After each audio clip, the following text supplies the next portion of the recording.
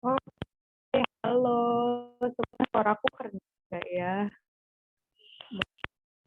Tapi, apa kabar kakak-kakak yang sedang hari ketemu lagi talk yang kedua? Yeay. Semoga di aku nggak putus-putus ya suaraku. Bener nggak? Oh iya.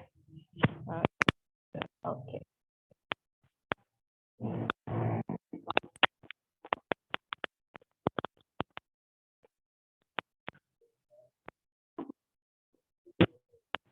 Oke.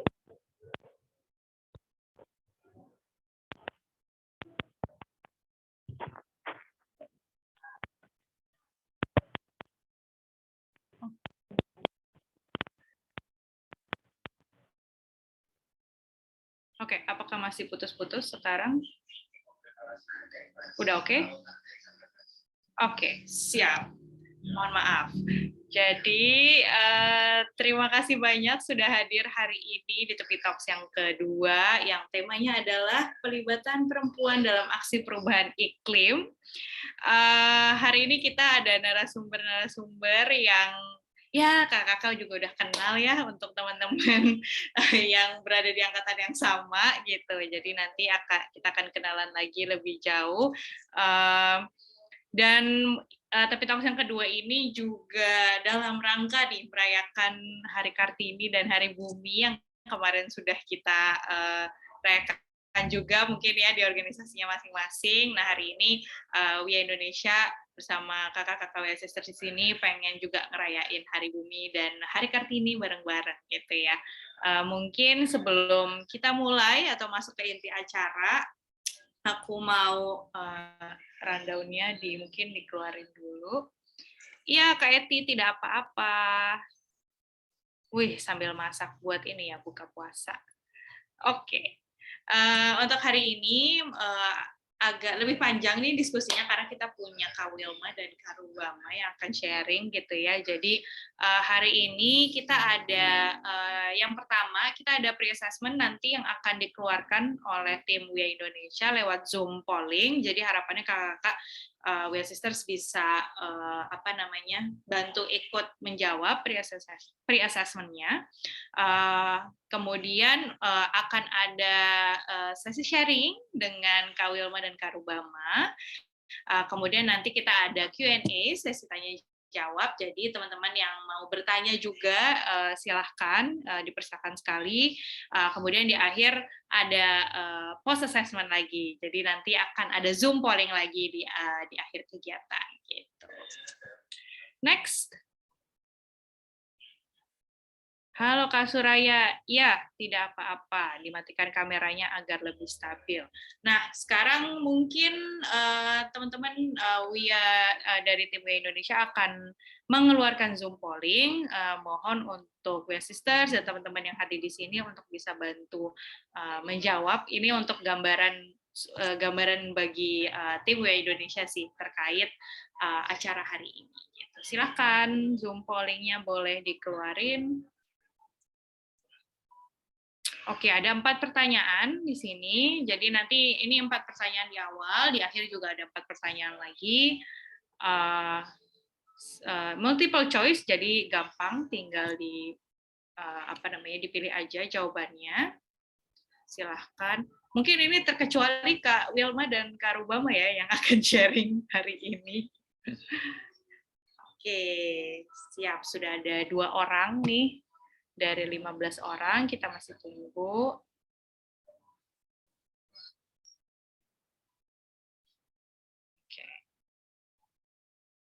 Oke.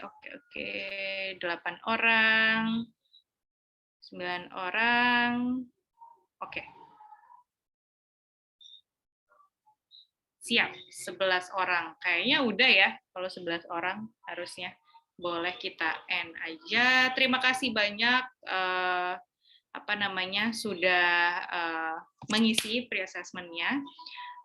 Pertanyaan ini ditujukan supaya kita tahu gitu setelah nanti mendengarkan diskusi, setelah mendengarkan presentasi atau sharing dari Kak Wilma dan Kak Rubama, apakah ada perubahan nih kira-kira atau pengetahuan yang mungkin bertambah nih terkait topiknya hari ini gitu. Oke, terima kasih banyak. Mungkin next aku mau memperkenalkan siapa sih pembicara kita hari ini. Silakan. Yes, ada dua, ada Kak Rubama dan Kak Wilma. Mungkin secara berurutan aku sharing dulu apa namanya Kak Rubama ya. Kak Rubama ini siapa sih? Gitu. Kak Rubama adalah seorang community organizer, birder juga, organisator dan juga staff di Yayasan HK atau Hutan Alam dan Lingkungan Aceh. Kak Rubama ini setelah pasca bencana alam tsunami Aceh tahun 2004 tergerak untuk memulai beberapa inisiasi yang terus dilakukan hingga saat ini, mulai dari program pengelolaan sampah berbasis masyarakat, pengembangan pariwisata berbasis masyarakat dan lingkungan, kemudian mendorong akses wilayah kelola perempuan pada sektor kehutanan dan lahan di Aceh. Nah, tahun 2020, Kak Rubama ini memperoleh penghargaan Kehati Award sebagai Prakarsa Kehati dan merupakan salah satu alumni Indonesia Grassroots Accelerator program akselerasi WIA Indonesia tahun 2019. Nah, ini aku waktu itu sempat telepon-teleponan juga sama Kak Rubama, kayaknya udah lama banget tahun 2020-an gitu ya untuk check-in aja, dan senang banget mendengar cerita mengenai ranger perempuan gitu ya, penjaga hutan di wilayah Aceh gitu. Nah, mungkin nanti Kak Rubama juga bakal sharing beberapa hal juga terkait hal tersebut. Silahkan Kak Rubama, halo. Mungkin bisa di spotlight biar kita bisa say hi. Hai Kak Rubama. Assalamualaikum semua, selamat siang semuanya. Waalaikumsalam. Nah, Kak Rubama nih habis sakit dan langsung gitu ya, nggak sabar buat sharing juga. Iya benar, kode harus istirahat juga. Halo, nah di sini juga ada Kak Wilma. Mungkin aku juga kenalin singkat dulu. Kak Wilma itu siapa sih? Jadi Kak Wilma ini lahir dan berdomisili di Jakarta dan fokus ke permasalahan sampah yang isunya tuh sebenarnya dekat banget ya sama Kak Wilma. Kak Wilma ini mendirikan Lab Tanya, yaitu sebuah studio desain sosial dan ekologis untuk pelibatan masyarakat kota, baik dalam riset juga eksperimen. Kemudian di tahun 2015, Lab Tanya ini menggagas gitu ya program Kota Tanpa Sampah yang terus berkembang hingga saat ini, dan di tahun 2020 program ini telah membuat RT Percontohan, yang berbasis rumah minim sampah di 7 kecamatan di Tangerang Selatan. Nah, fokus programnya adalah untuk perubahan paradigma produksi dan keseharian warga. Nah, Kak Wilma ini adalah alumni dari program akselerasi WIA Indonesia tahun 2021. Gitu. Jadi selamat datang, Kak Wilma. Halo semuanya, teman-teman sisters, WIA sister. Terima kasih teman-teman WIA sudah undang aku. Semoga sehat semuanya ya. Amin, amin. Semoga semua sehat di sini. Aduh, senang banget kita kedatangan kakak-kakak WIA leaders yang keren-keren banget. Di sini sebenarnya selain ada alumni WIA Sisters, ada juga nih teman-teman dari luar, ada Ari, ada Nati, ada siapa nih, Kak Nobibi, itu dari luar, dan kayaknya ini nih salah satu peserta dari program kita, program sebelah, program Pratisara Bumi Foundation yang satunya gitu. Jadi semoga bisa menambah pengetahuan juga setelah diskusi hari ini. Mungkin aku persilakan Kak Rubama terlebih dahulu untuk sharing, untuk presentasi, kemudian nanti dilanjutkan Kak Wilma. Setelah itu kita ada sesi diskusi. Oke, silakan Kak Rubama. Boleh minta tolong di-share PPT-nya? Ya. Baik, bismillahirrahmanirrahim. Assalamualaikum warahmatullahi wabarakatuh. Selamat siang kawan-kawan semuanya, baik yang di WIP, WITA, dan WIP ya. Karena kita agak sedikit berbeda di jam, tapi mudah-mudahan ini tidak mengurangi energi kita ya. Dan di sini juga ada banyak Buaya Sister yang keren-keren juga, pastinya ada Kak Aya. Kita sesama di Aceh, Kak Aya ya, dan ada yang lainnya juga. Saya sebenarnya mencoba berbagi saja ya beberapa pengalaman yang terus dilakukan sampai hari ini dan mudah-mudahan sustain. Dan terima kasih sekali kepada Sani dan teman-teman di WEA Indonesia, Women Earth Alliance Indonesia, yang saya pikir terus menjembatani kita ya untuk terus melepas kangen, terus melepas rindu, walaupun kemudian masih jarak jauh dengan online. Tapi bisa suatu saat kita bisa bertemu offline kali ya, Sani ya, agar bisa berpelukan dengan hangat gitu ya. Aduh, mau banget dong. Ya, boleh di Aceh kok. Kami sangat-sangat welcome kalau di Aceh kayak gitu ya. Dan pastinya akan berbeda feel yang akan kita rasakan ketika bisa berpeluk secara langsung. Kak Wilma, salam kenal. Saya sudah baca banyak tentang beliau, tapi pasti nanti kita bisa berkolaboratif bagaimana kemudian di rural akan ketemu dengan masyarakat di urban ya. Kami asik main di hutan aja nih, Mbak Wilma. Mungkin nanti kita bisa sesekali main ke kota. Nah, kalau bicara pelibatan perempuan dalam aksi perubahan iklim, mungkin di slide selanjutnya saya ingin katakan dulu kenapa sih perempuan gitu ya. Mungkin ini selanjutnya juga Sani.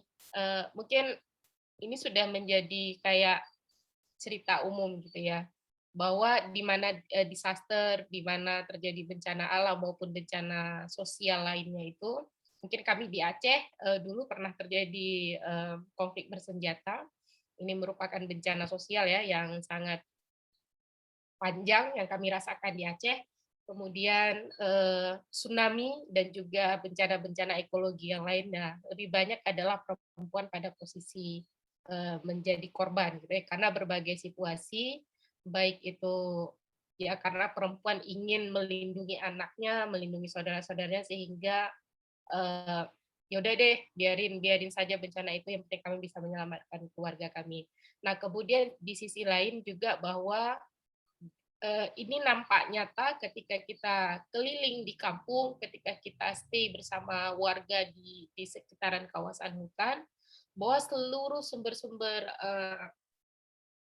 kehidupan, seluruh makanan, kemudian apapun yang kemudian bisa kita makan, pangan, itu semua bersumber dari yang namanya kawasan hutan. Gitu. Nah, terlebih lagi adalah mungkin ini hampir di seluruh lini dikatakan perempuan membutuhkan lebih dari makhluk lain gitu ya, baik laki-laki maupun yang lainnya itu air gitu ya, karena memang kita tidak jauh-jauh dengan baik itu untuk reproduksi kita dan lain sebagainya. Maka kemudian hari ini sangat penting kenapa kemudian perempuan perlu mengambil peran dan juga perlu ikut ambil bagian, bahwa climate change itu tidak hanya slogan orang di kota gitu, di tingkat tapak juga kita sudah sangat merasakan itu. Nah next, nah selanjutnya kita melihat bahwa miris ya ketika mungkin di teman-teman di urban ketika bilang perubahan iklim agak mudah mentransfer itu bahwa ini sedang terjadi loh. Tetapi ketika kita di masyarakat di tingkat tapak, perubahan iklim itu kayak sebuah slogan. Mohon maaf ya kalimatnya, kayak slogan untuk kita mencari funding, untuk kita kemudian wah ini hanya sebuah teori yang dikembangkan oleh ilmuwan, tetapi kalau kita lihat di lapangan kita sulit membahasakan. Karena memang ternyata perubahan iklim ini kan agak sulit diukur ketika kita hanya menyatakan soal iklim, suhu, temperatur, dan lain sebagainya. Tetapi mau tidak mau, perjalanan HK di dalam melakukan perlindungan, memastikan 2,6 juta hektar kawasan hutan yang ada di Provinsi Aceh ini, dia ada di 13 kabupaten. Nah, ini sudah sangat nyata terlihat. Jadi tidak hanya lagi slogan, dan masyarakat juga sudah mulai bahwa kalau dulu bicara di Aceh pasca tsunami, semua parameternya adalah tsunami. Tapi hari ini mungkin sudah agak bergeser, ternyata ada terjadi perubahan-perubahan, dan itu adalah perubahan iklim. Selanjutnya, nah ini adalah nyata ya, saya mengambil foto di beberapa tempat di Aceh, bagaimana kemudian Termasuk di kampung saya tinggal dulu, ini pernah mengalami, kita nanam padi dan ternyata memang padahal itu sedang di musim, kalau dulu ada berber dan lain sebagainya itu ada Oktober, November, tapi ternyata ini juga yang terjadi. Nah, kebakaran saya pikir teman-teman di wilayah Indonesia bagian timur juga sangat sering mengalami ini dan mudah-mudahan di tahun-tahun selanjutnya tidak terjadi. Aceh juga pernah mengalami ini dari tahun 2010, kebakaran hutan gambut yang ada di wilayah pantai barat Aceh, dan kita juga sangat-sangat miris melihat ini. Akhirnya apa yang terjadi? Berbagai perubahan suhu ini terus kemudian membuat kita lebih, loh ini loh yang sedang terjadi dengan bumi, bahwa bumi sedang tidak baik-baik saja. Selanjutnya, ya, dan perjalanan mencatat bahwa ternyata perubahan-perubahan ini banyak hal terjadi yang merupakan menjadi bagian dampak bagi perempuan ya ketika perubahan iklim terjadi. Nah, kemarin ketika saya melakukan perjalanan sebelum bulan Ramadan ini, melakukan perjalanan ke beberapa desa yang jauh dari akses, baik itu akses transportasi maupun akses-akses yang lainnya itu, ini sudah mulai langka makanannya. Misal salah satunya adalah di Aceh itu ada nama satu daerah yang namanya Perlak, dan pohon perlak ini justru sangat-sangat sulit sekarang dilihat. Bagaimana sih bentuknya itu? Itu masyarakat lokal, karena kenapa? Ini terjadi adanya homogenisasi kawasan hutan yang kemudian berdampak pada perubahan-perubahan iklim, perubahan-perubahan cuaca. Jadi pada perspektif pangan, mereka tidak ada banyak lagi pilihan. Pangan hari ini hanya pada satu jenis, sehingga ketika hujan turun tetapi tidak pada ritme seperti dulu.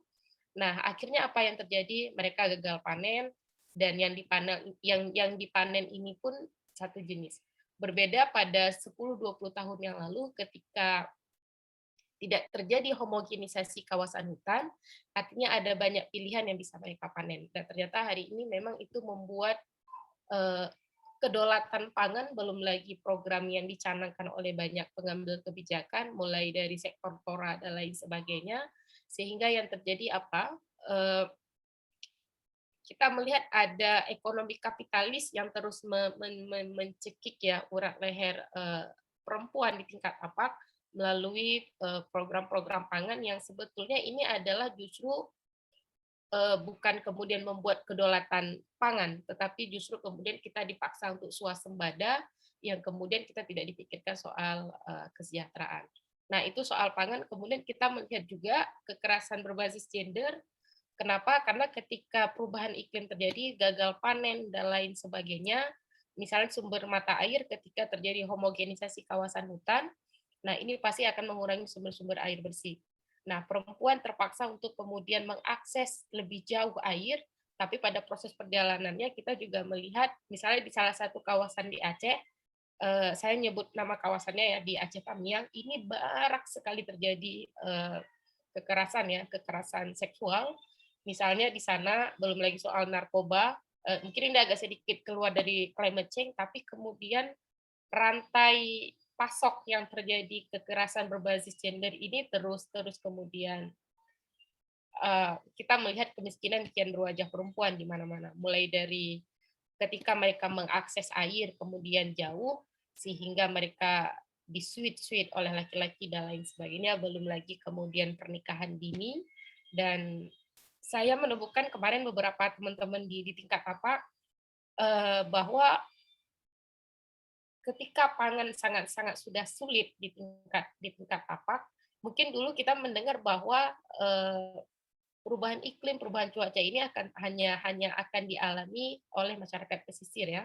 Tapi ternyata hari ini di dekat kawasan hutan juga sudah mulai mengalami. Misalnya ketika saya sedih miris mendengarnya bahwa ini adalah kasus kayak gunung es ya, hanya satu.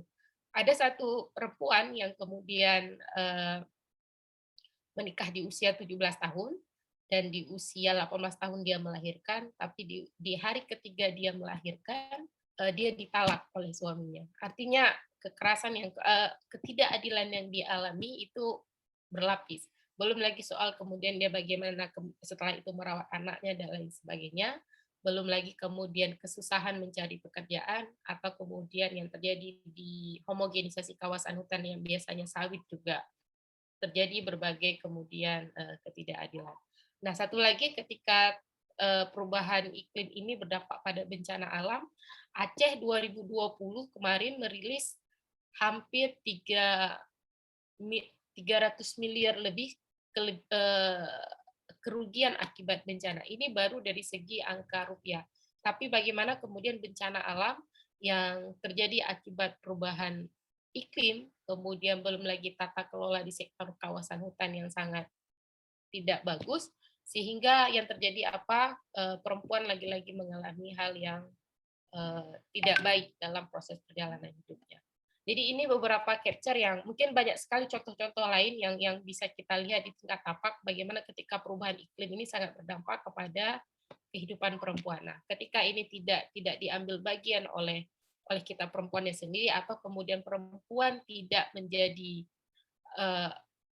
pihak pengambil kebijakan kemudian membiarkan ini terus terjadi, yang terjadi apa? Kemarin kita baru selesai diskusi di 21 April di Aceh bahwa kalau terus-terusan pengambilan kebijakan, kemudian kitanya sendiri tidak bergerak, bahwa suatu saat jenis kelamin perempuan akan punah jika seperti ini terus. Selanjutnya next. Nah, apa yang kemudian bisa kita lakukan? Nah, HK dalam perjalanannya, dalam proses kemudian bahwa perubahan iklim ini terjadi dan kita di masyarakat juga tidak bisa tinggal diam. Nah, kita mungkin juga sama dengan teman-teman di tempat yang lain melakukan penguatan kelompok perempuan ya di berbagai bidang di berbagai kawasan, dan tentunya ini menurut skill yang kami ada. Misalnya bagaimana kemudian bicara perubahan iklim juga tidak terlepas dari bagaimana kemudian mengakses informasi. Hari ini masyarakat di tingkat tapak informasi sudah ada, pemerintah juga sudah memberikan ruang untuk ini loh informasi ABCD, tapi bagaimana kemudian mereka cara mengakses. Oleh karena itu penguatan kelompok yang kita lakukan di tingkat tapak itu bermacam, mulai dari paralegal, bagaimana kemudian pengetahuan hukum, pengorganisasian di masyarakat, kemudian kita juga bicara akses dan kontrol wilayah kelola perempuan, karena hari ini mungkin ini juga terjadi di belahan provinsi Aceh, di provinsi lainnya.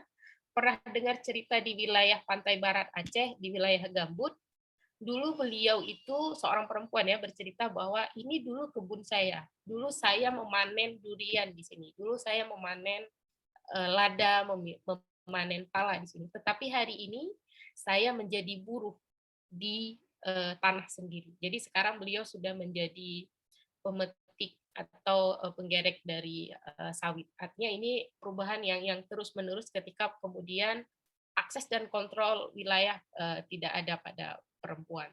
Nah, dan kita juga memastikan bahwa ketika bicara pangan, bicara sumber-sumber pengetahuan, karena hari ini ketika bicara soal pengetahuan, perempuan cukup banyak pengetahuan lokal dan pengalamannya, sehingga Tempu Uten atau Women's Ranger, community patrol team ini adalah bagian yang sudah lama dilakukan oleh perempuan dan kita upkan lagi. Oke, lanjut. Dan kita juga melakukan, karena bicara soal pangan, bicara kedaulatan, kita juga melakukan berbagai hal yang ini menurut teman-teman di tingkat apa, di tingkat kampung, ini loh yang kami butuhkan, sayur mayur ini loh, pangan ini loh, dan juga kita juga terus mengembangkan ekonomi hijau berbasis potensi lokal. Ada lidi sawit yang juga sudah mulai diproduksi menjadi berbagai handicraft, piring, dan lain sebagainya. Kemudian juga ada madu, dan juga ada gula aren dan lainnya. Saya pikir banyak sekali, hampir sama dengan di wilayah lain. Selanjutnya, ya saya pikir ini share sedikit dari kita bahwa kayak slide terakhir gitu ya. Ya, ini saya kutip dari seorang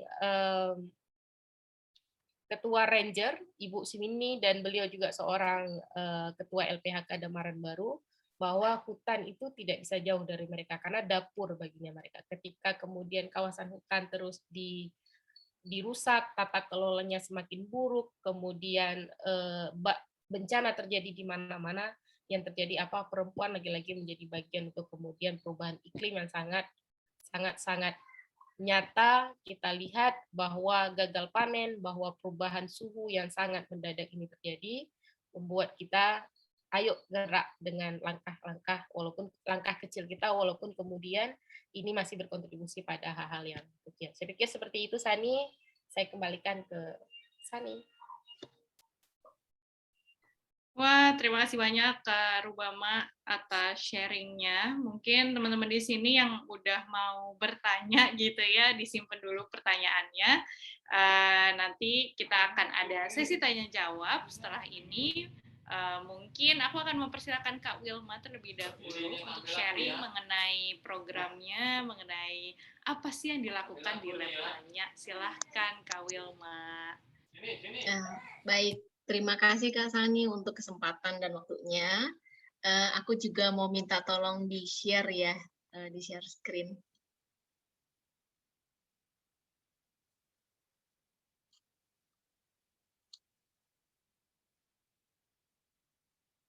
Ya, baik. Baik. Halo teman-teman semua, aku tadi sebelum sempat lihat siapa lagi yang bertambah. Senang sekali hari ini walaupun bisa bertemu ya ataupun berjumpa dengan via sister, walaupun hanya online, lagi-lagi online. Mudah-mudahan kita dapat kesempatan segera untuk berjumpa secara offline. Nah, hari ini saya diminta dari teman-teman WIA untuk berbagi. Sebenarnya senang juga dapat kesempatan ini, walaupun saya juga sebenarnya ingin sekali mendengar mendapat kesempatan untuk teman-teman dia yang keren-keren lainnya juga untuk berbagi, dan mungkin pasti banyak pengetahuan dan pengalaman yang kami perlukan untuk terus berkarya. Nah, hari ini merespon dari tema dari pelibatan perempuan dalam aksi perubahan iklim. Nah, hari ini mungkin saya lebih terima kasih banget, tadi senang juga mendapatkan update dari Aceh di sana apa aja yang terjadi mengenai perubahan iklim ya, begitu nyata gitu ya. Nah, untuk saat ini saya ingin sekali bisa berbagi itu mengenai pengalaman saya bersama Lab Tanya, tim Lab Tanya selama berkarya dengan warga. Nah, berikutnya, ya slide berikutnya.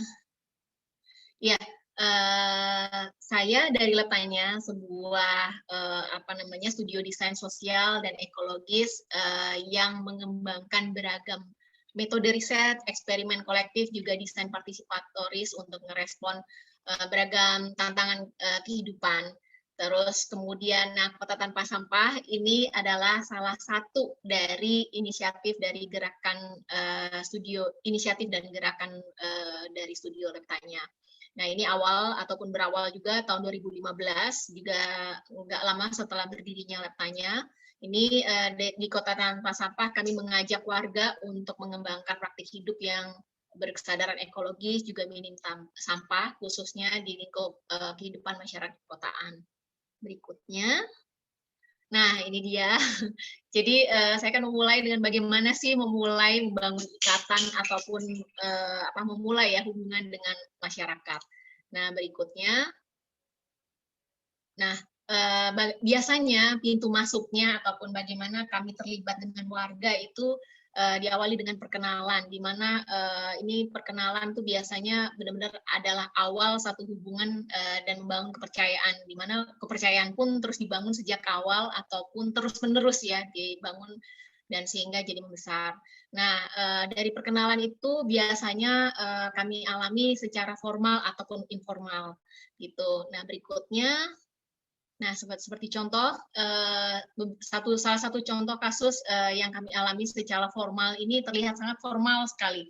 Waktu itu pendekatannya adalah kami mendatangi dari kecamatan, terus kemudian datang ke lurahan, dan mana komunitas yang akan mereka pilih, terus kami ikut memilihnya juga. Terus kemudian dari situ pun pertemuan diadakan dari pertama sampai hampir pertengahan itu diadakan pun terasa resmi di satu tempat gitu ya, di di PAUD. Nah, walaupun di PAUD tapi kan pada saat anak-anak tidak ada rasanya kan terasa resmi sekali. Nah, pada saat program berjalan kok terasanya kaku sekali ya. Terus kemudian kami mulai untuk mungkin merubah ataupun mencoba pola-pola pertemuan lainnya. Nah, ada satu di kanan itu salah satu contoh kasus adalah bagaimana kami memulai kegiatan dan bertemu dengan warga adalah waktu itu di sebelah kanan ini adalah di RW 08 Camar Pinguin Bintaro. Nah, ini adalah cikal bakal dan laboratorium pertamanya lab-nya untuk inisiatif Kota Tanpa Sampah. Di sini dimulai dari lingkungan kerja kami. Nah, gimana cara menerobosnya atau masuknya? Ini lebih santai lagi ya, karena waktu itu kami melihat ini perumahannya adalah perumahan yang open gated yang lumayan close gated, di mana ada klaster, terus kemudian rumahnya besar-besar dan ininya tinggi-tinggi ya, pagarnya tinggi-tinggi.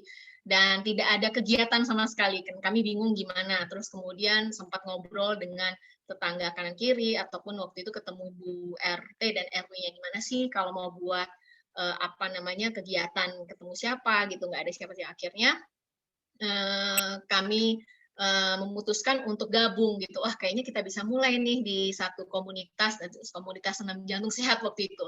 Nah, di sini lebih cair ya. Disinilah kami juga memulai berkenalan dan melihat gitu. Jadi nggak terlalu kaku sehingga perkenalannya alami gitu ya dengan para warga. Nah, berikutnya, ya. Nah, dari sini. Nah, sebelumnya setelah kita dapat jalur perkenalan, kami lalu memetakan ya, sudah pasti memetakan yang utama adalah pemetaan modal sosial atau sosial kapital, di mana kami juga maunya tidak memulai dari nol, semua kekayaan yang sudah ada itu kita bisa gali gitu ya. Ini salah satunya kita lihat dari individunya dan kelompok. Secara individu itu juga bisa dari kelompok, itu kita lihat dari kepemimpinan, seperti misalnya dari ibu RT-nya, ibu RW ataupun ketua-ketua komunitas, itu juga bisa jadi cikal bakal local organizer ataupun koordinator warga. Nah, itu kami petakan. Terus kemudian minatnya mereka gitu, minat orang-orang yang bisa lebih cair bertemu dengan kami ini siapa aja, cocok nggak dengan isu ataupun tema yang akan kami bawa. Terus kemudian kami juga memetakan pengetahuan dan keterampilan yang modal sosial yang teman-teman ataupun teman-teman warga ini yang kami temukan ini apa aja gitu, dan ini bisa kita notice yang itu akan bisa jadi kita gali untuk menguatkan program berikutnya. Terus kemudian tentunya kepentingan, kita juga bisa melihat dari aktor-aktor tadi yang ketemu itu kira-kira mereka mempunyai kepentingan apa, jadi supaya kepentingan kita saling mengisi dan misalnya kayak ketua RT, ketua RW, ketua komunitas gitu kan, senang sekali ya mereka kalau mendapatkan pengetahuan yang baik. Itu tentunya akan menambah pengetahuan buat anggotanya. Belum lagi juga mungkin menjadi ide gitu, apa yang kami bawa itu bisa menjadi ide untuk program-program selanjutnya atau menguatkan program-program yang ada. Nah, berikutnya. Iya. Iya, nah juga pemetaan modal sosial ya. Jadi pemetaan modal sosial yang salah satunya misalnya kita mau lihat gitu, kita lihat di aktor-aktor tadi gitu. Misalnya ada ada warga yang memiliki kebun dan pekarangan dan beragam kekayaan hayatinya, sehingga setelah ngobrol ternyata beliau memiliki banyak banget pengetahuan ya, memiliki banyak pengetahuan mengenai cocok tanam, ragam tanaman pangan, bagaimana mengolahnya. Nah, ini jadi aset juga nih buat aset yang dimiliki juga oleh komunitas tersebut. Terus kemudian ya beragam kekuatan yang ada dari komunitas tersebut itu kami petakan. Nah, berikutnya. Iya.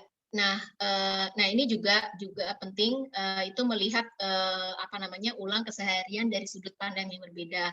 Nah ini penting, ini jadi pemantik atau memprovokasi dan jadi penggerak. Nah sebagai contoh berikutnya, jadi ini termasuk pemetaan ya. Jadi kita melihat ada apa sehari-hari. Nah jadi waktu itu kami masuk ini di RW 08 Camar Pingguin Bintaro Jaya. Ini areanya sama dengan studio kerja kami, juga kami lihat pada saat kami pertama pindah sini ada tulisan RW 08 menang juara kebersihan nomor 2 Sebintaro Jaya. Jadi ibaratnya adalah tempat ini adalah paling bersih nomor 2 Sebintaro Jaya. Nah, tapi di satu sisi kami melihat setiap pagi, ini hasil observasi kami dan tim, antara jam 6 sampai dengan jam 8 itu tergantung sampah-sampah gitu. Bahkan kalau kita melihat jadi galeri sampah ya, bahkan ada pohon mangga berbuah sampah. Nah, seperti ini. Terus kemudian kami juga menemukan lagi, kami mengikuti kemana truk berjalan, truk sampah ternyata dibawa ke Rawa Kucing, di mana Rawa Kucing itu bukan TPA-nya komplek kami, jadi ataupun di Tangerang Selatan. Jadi TPA Tangerang Selatan itu adalah TPA Cikecang. Nah, kami observasi lebih lanjut, ternyata kenapa nggak ke Cikecang? Ternyata sejak berdiri di tahun 2015 pun itu, 2015 tersebut itu sudah tidak bisa ataupun menampung sampah warga, hanya bisa ditampung sekitar 60%-nya.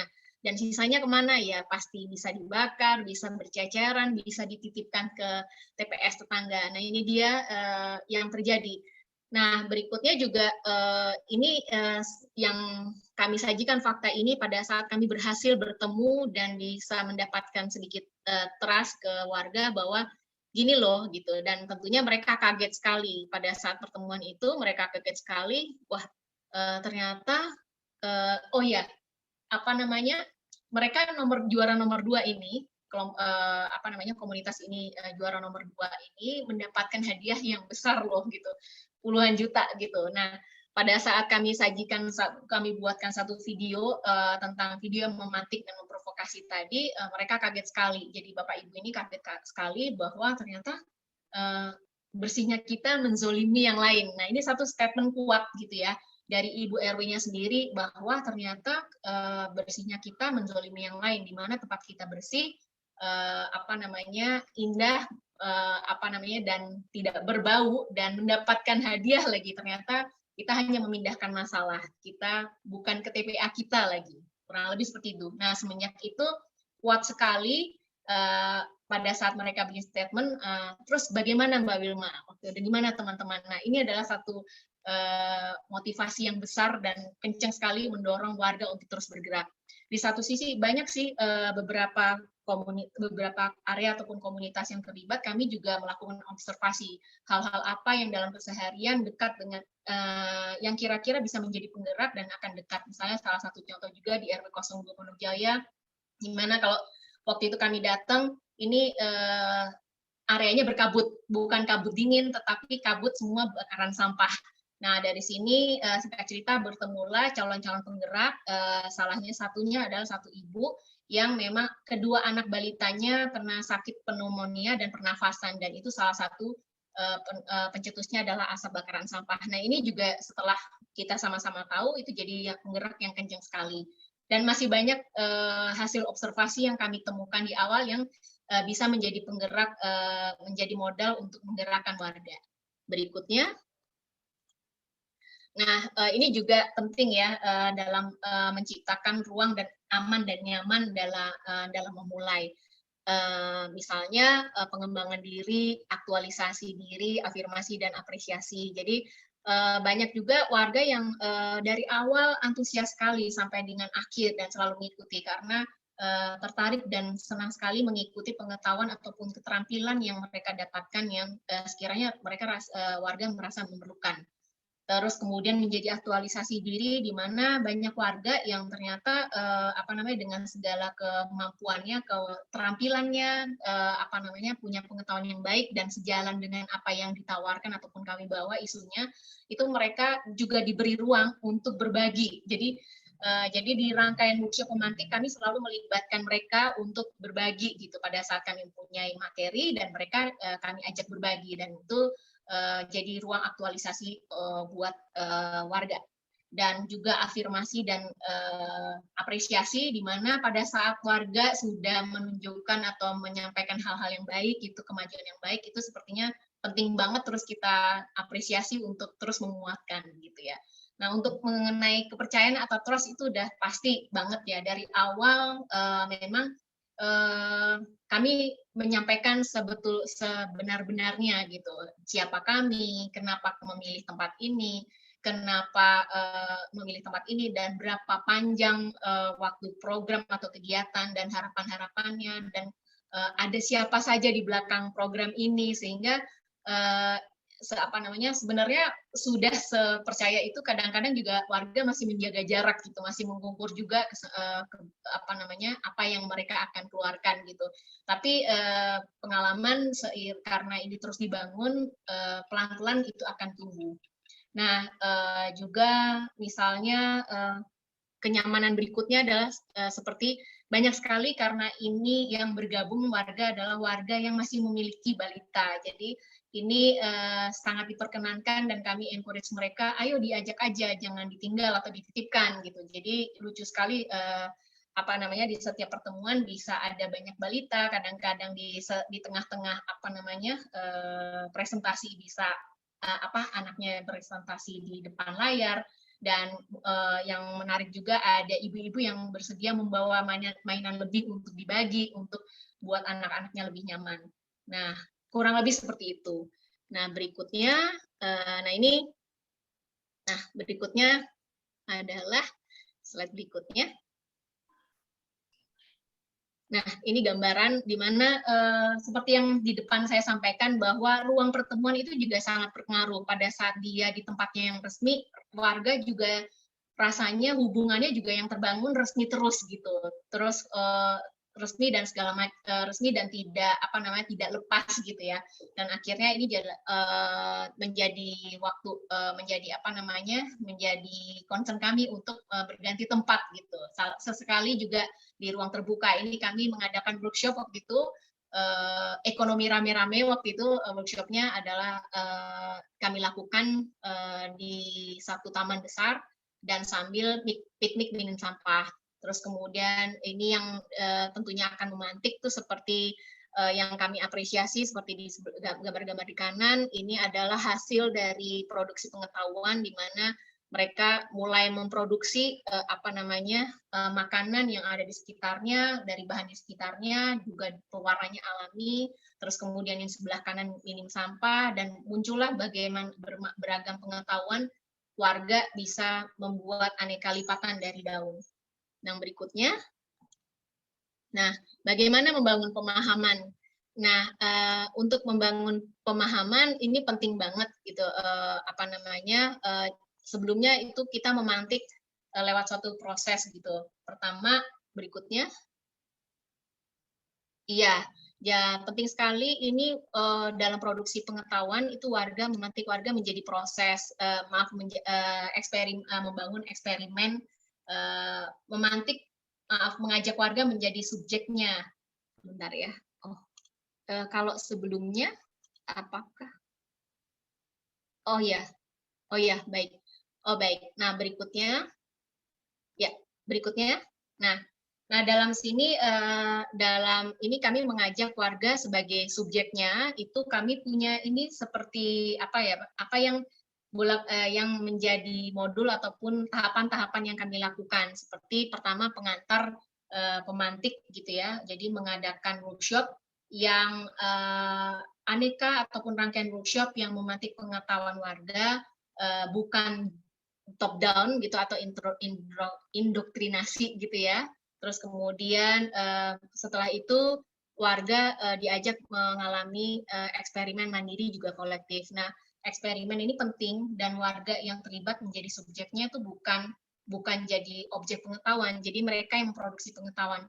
Nah, pemahaman ini kan datangnya dari proses mengalami juga lewat pengalaman kritis, juga eksplorasi berpikir kritis, kemudian ada insight. Nah, Jadi, nah contohnya misalnya memantik lewat suatu proses membayangkan hidup tanpa tempat sampah. Nah, ini mungkin saya akan sampaikan berikutnya.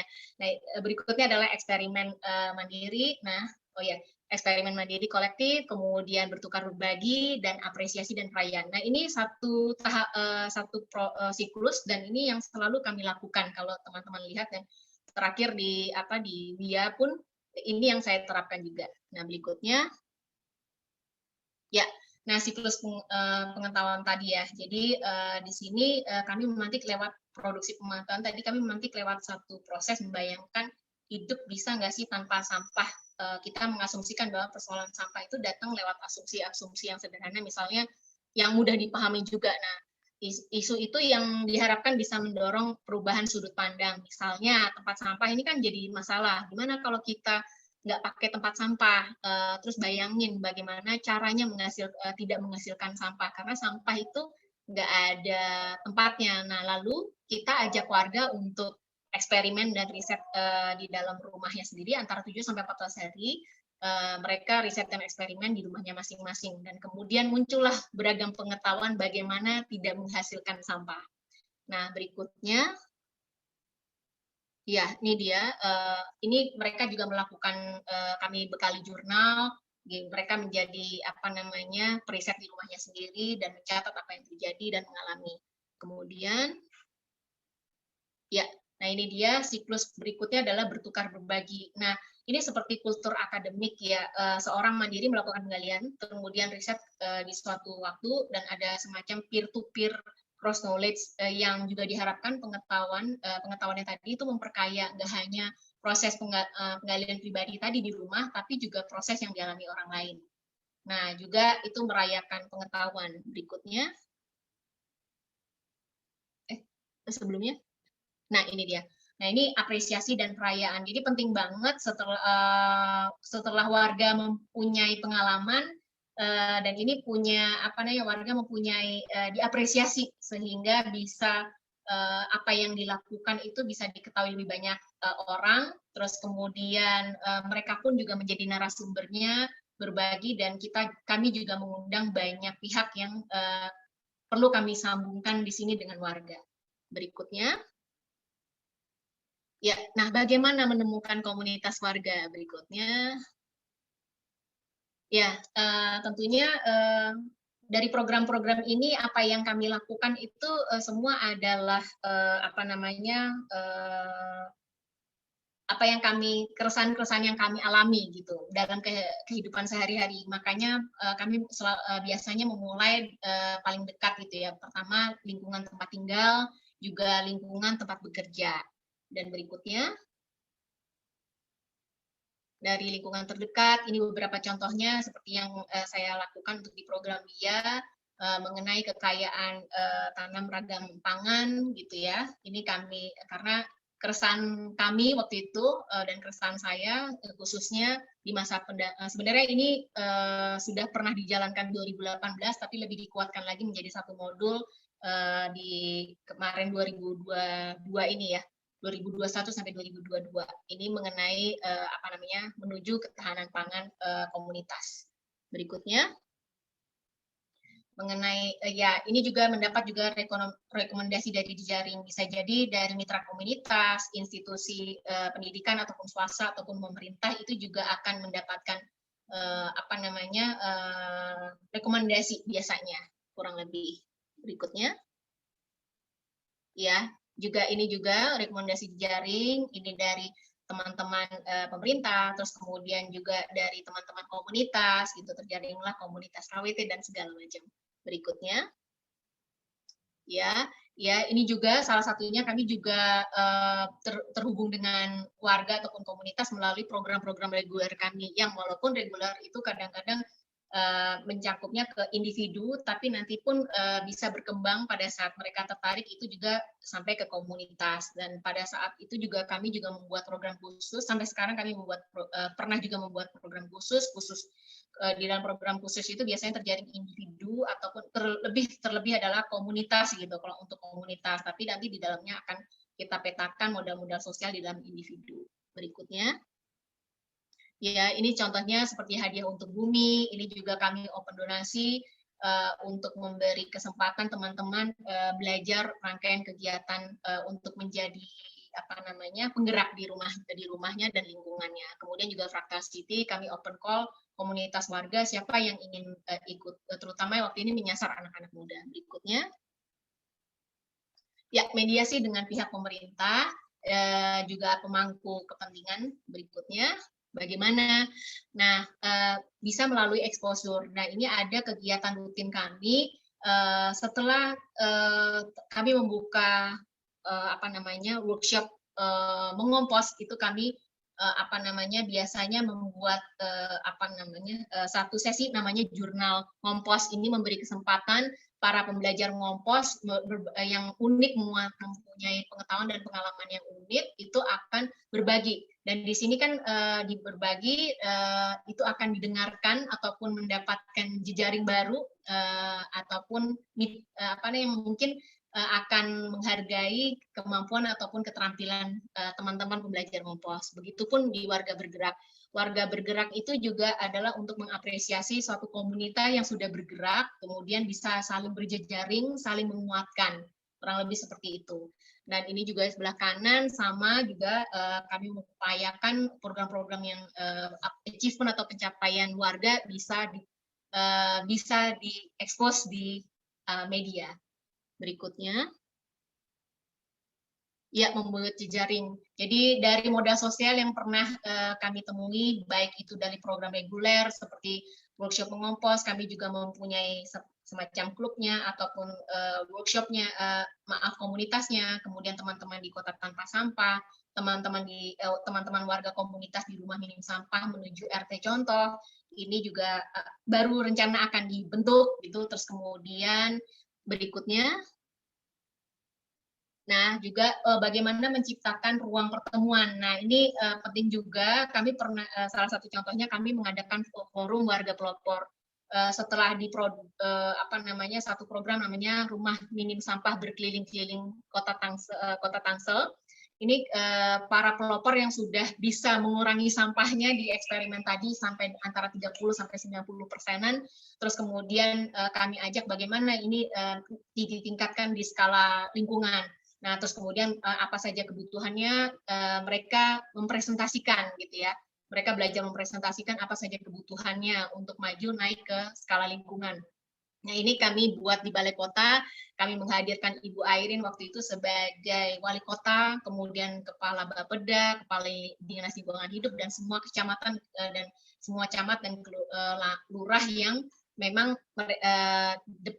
tempat domisili warga di sini. Nah, mereka langsung berjejaring dan ketemu di sini. Nah, terus kemudian Festival Kultur Ngompos juga itu membuka kesempatan membuat ruang baru di mana ngompos ini jadi fondasi bagaimana kita bergerak untuk hidup selaras dengan alam. Jadi nggak melulu orang-orang yang background-nya pecinta lingkungan, tapi kami mempertemukan di sini ada orang-orang yang background-nya dari seni dan budaya dan lain-lain untuk bertemu dan berkumpul untuk saling berbagi dan menyemangati. Nah, berikutnya. Nah, kurang lebih seperti itu. Mudah-mudahan bisa dipahami apa yang saya bagikan dan bisa bermanfaat. Terima kasih sekali. Wah, terima kasih banyak Kak Wilma atas sharing-nya hari ini. Lengkap banget ya, step by step-nya tuh ada. Semoga teman-teman di sini yang hadir, kakak-kakak WA Sisters juga mencatat gitu ya apa yang tadi sudah disampaikan. Terima kasih banyak.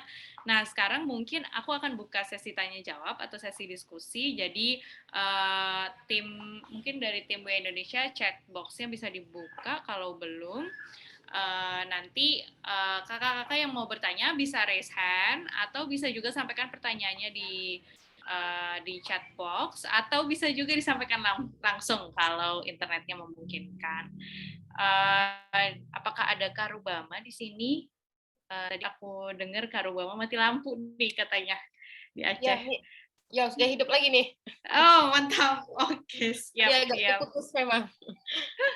Oke, kalau gitu. Nah, ini sebenarnya udah ada beberapa pertanyaan nih yang masuk di aku, tapi mungkin aku mau tanya dulu sih, aku ada pertanyaan ke Kak Rubama nih mungkin ya. Kalau tadi Kak Wilma udah menjabarkan gitu ya step by step-nya tuh yang dilakukan tuh apa sih gitu untuk melibatkan perempuan gitu ya di akar rumput gitu di lapangan untuk bisa terlibat di dalam mengatasi perubahan iklim ini, atau kalau dalam hal Kak Rubama mungkin melakukan upaya konservasi hutan gitu ya. Nah, boleh nggak sih Kak Rubama dijelaskan kira-kira langkah-langkah apa sih yang dilakuin atau diambil gitu untuk bisa melibatkan perempuan di wilayah Aceh gitu untuk terlibat di dalam konservasi? Dijawab langsung ya atau silahkan dijawab langsung aja. Ya, pertama apresiasi sekali ya Kak Wilma tadi sangat runut ya apa yang dilakukan di teman-teman di Jakarta gitu ya. Pertama yang ingin saya sampaikan pasti beda kondisi ya ketika kita bicara di grassroots, karena memang kalau bicara di tingkat tapak ada situasi lain nih, situasinya misalnya saya mohon maaf harus menyebut satu sisi kelaparan. Kelaparan artian gini, di sana memang dengan taraf miskin yang sangat miskin, kemudian kekurangan berbagai sumber pengetahuan yang kemudian itu bisa mengakses pengetahuan yang lain. Jadi ada hal yang penting dilakukan. Pertama, oleh karena itu kita menghindari nyebut pendampingan, gitu ya. Kita nyebutnya adalah pengorganisasian. Karena ketika kita nyebut pendampingan, kita memposisikan mereka pada posisi lemah, gitu ya. Kita datang dengan serba tahu nih. Nah, oleh karena itu mungkin teman-teman juga sudah sering melakukan bahwa seorang fasilitator, seorang community organizer itu tidak datang dengan serba tahu, tidak datang dengan sok tahu gitu ya. Tapi justru kita datang untuk belajar dengan mereka agar apa? Bahasanya gini, kalau dokter menganalisis jangan sampai salah minum obat gitu ya. Nanti takutnya salah gitu. Oleh karena itu yang kita lakukan adalah mungkin kalau bahasa di pengorganisasian ada kita sebut dengan mungkin banyak mendengar PRA atau FPAR, alat-alat untuk kemudian menganalisis awal agar proses yang kita lakukan bisa berjalan dengan baik. Saya kasih salah satu contoh di Aceh Tamiang itu adalah saya menyebutkan seperti ini. Masyarakat di sana, mohon maaf ya agak-agak sedikit kasar, di dalam rahim saja dia sudah tahu wangi sawit itu bagaimana. Artinya memang sawit itu tidak bisa dilepaskan dari kehidupan mereka. Dan itu tidak ada pilihan untuk katakanlah menolak sawit, tidak ada. Jadi kita tidak datang untuk menolak sawit, tapi kita datang untuk kemudian yuk, kalau selama sudah puluhan tahun mereka hanya memanen sawit, tapi bagaimana kemudian di hari-hari lain mereka bisa memanen lain. Gitu. Nah, oleh karena itu kita datang dengan mengembangkan ekonomi hijau. Nah, ekonomi hijau yang kita lakukan di sana adalah dengan asesmen terlebih dahulu. Apa sih yang menjadi potensi lokal lain di sana? Contoh misalnya hari ini, lidi sawit di sana, mungkin teman-teman yang lain di provinsi lain, Riau, Jambi, bahkan di negara lain, Thailand misalnya, lidi sawit itu sudah sangat produktif. Jadi berbagai handicraft misalnya ya, jadi alat dupa dan lain sebagainya itu ya. Tapi ternyata di sana terbuang begitu saja. Nah, ini yang kemudian kita asesmen. Artinya di sana tidak mungkin kita lakukan litigasi. Kita perlu melakukan non litigasi di sana, gitu ya. Jadi hal-hal ini yang perlu. Jadi berbeda lagi ketika saya kembali ke salah satu wilayah juga di Aceh, Aceh Selatan, yang hari ini akan digempur dengan 3 sampai dengan 4 pabrik semen, gitu ya. Pusing nih kita nih, proyek investasi yang sangat eksploitatif di Aceh, gitu ya. Artinya ini beda lagi pendekatan. Maka teman-teman, ketika kita turun di lapangan, yang kita lakukan adalah pengorganisasian masyarakat. Jadi kita tidak datang dengan serba tahu, tidak datang dengan sok tahu, karena kita tahu betul bahwa pengetahuan itu ada di mereka. Tapi bagaimana kemudian membungkus kembali pengetahuan itu agar menjadi alat perlawanan. Ketika kemudian climate change hari ini, sebenarnya mereka sudah hidup dengan segala ketidakberdayaan ya, berbagai informasi tidak bisa diakses, belum lagi misalnya COVID-19 kemarin, akses sinyal HP nggak ada di sana, tiba-tiba disuruh sekolah daring. Kalau lucu jadinya ya, offline nggak bisa, daring nggak ada, pasti nggak bisa. Jadi hal-hal ini yang kemudian datang lagi situasi yang lain, yang membuat mereka terus ternyata. Tapi di berbagai belahan wilayah lain, gerak inisiatif perempuan ini sudah sangat masif. Contoh misalnya yang dilakukan oleh kelompok perempuan di Bendem Meriah, di salah satu wilayah yang sangat luar biasa kopi, mungkin Aceh juga terkenal dengan kopi kayak di Bali dan lainnya. Ini kopi di sana ketika lahan mereka rusak, ya mereka tidak akan bisa memanen. Lagi-lagi nanti praktek tengkulak itu sama kayak bahasa di tempat lain ya. Tengkulak itu lebih ke ini nih, orang yang memberi hutang, meminjamkan, kemudian dia proses itu ya, jual beli ijon lah ya ceritanya. Nah, ketika ini mereka tidak bisa memanen baik, kemudian perubahan iklim terjadi, di mana panen kopi tidak bagus. Nah, lagi-lagi ini juga. Tapi apa yang mereka lakukan adalah mereka mulai kemudian memastikan bahwa hutan mereka tidak boleh rusak lagi. Tidak boleh terjadi banjir bandang lagi. Jadi mereka kayak membentuk diri menjadi tim patroli, yang kita sebut dengan Women's Ranger, atau kemudian mereka untuk kemudian masa panen kopi tidak bisa dilakukan, mereka memanen madu kopi. Artinya ada banyak hal juga yang sudah mereka lakukan. Tapi kalau bicara step by step, berdasarkan case, berdasarkan kasus, berdasarkan situasi ini beda-beda Mbak Sani. Tapi yang jelas, seorang fasilitator tidak boleh datang dengan sok tahu. Itu yang terus saya coba pelajari. Wah, terima kasih banyak Kak Rubama insight-nya. Ini penting banget ya, dengan sesimpel mengubah kata pendampingan menjadi pengorganisasian, itu udah sebenarnya berdampak banget gitu ya, karena benar tadi kalau pendampingan tuh kita menempatkan posisi beneficiary sebagai pihak yang lemah gitu ya, padahal enggak gitu ya, potensinya banyak, mereka punya banyak hal gitu yang bisa dilakukan. Oke, itu nice banget, poin penting banget buat teman-teman juga. Nah ini mungkin ada beberapa pertanyaan masuk juga nih buat Kak Wilma, ada dari Kak Linda. Kak Linda mungkin mau tanya langsung atau aku yang tanyakan? Siapa tahu mau ngobrol langsung gitu kan, lebih. Ya, udah lama juga nggak ketemu si Mbak Lia nih. Ini Mbak Lia nih. Oh, Mbak Lia live ya. Oh, ya. Mbak Linda nih, Mbak Linda. Mbak Linda masih ada nggak di sini?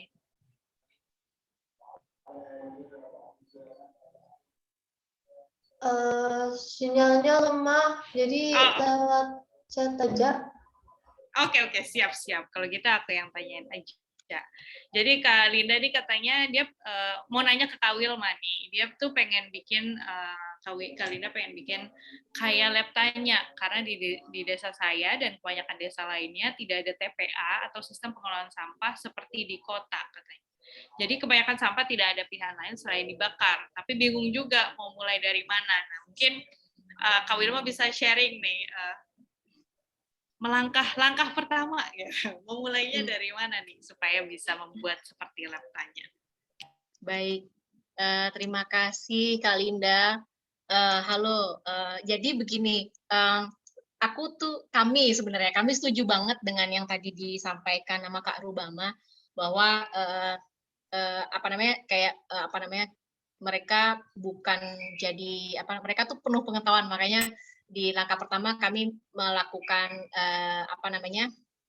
observasi ada apa aja, modal sosialnya apa aja, terus kemudian sama nih dengan kasus misalnya tadi TPA gitu. Pada saat kami datang ke RW 08 Camar Pinguin disampaikan karena background teman-teman lab tanya itu adalah desainer gitu, arsitek gitu ya.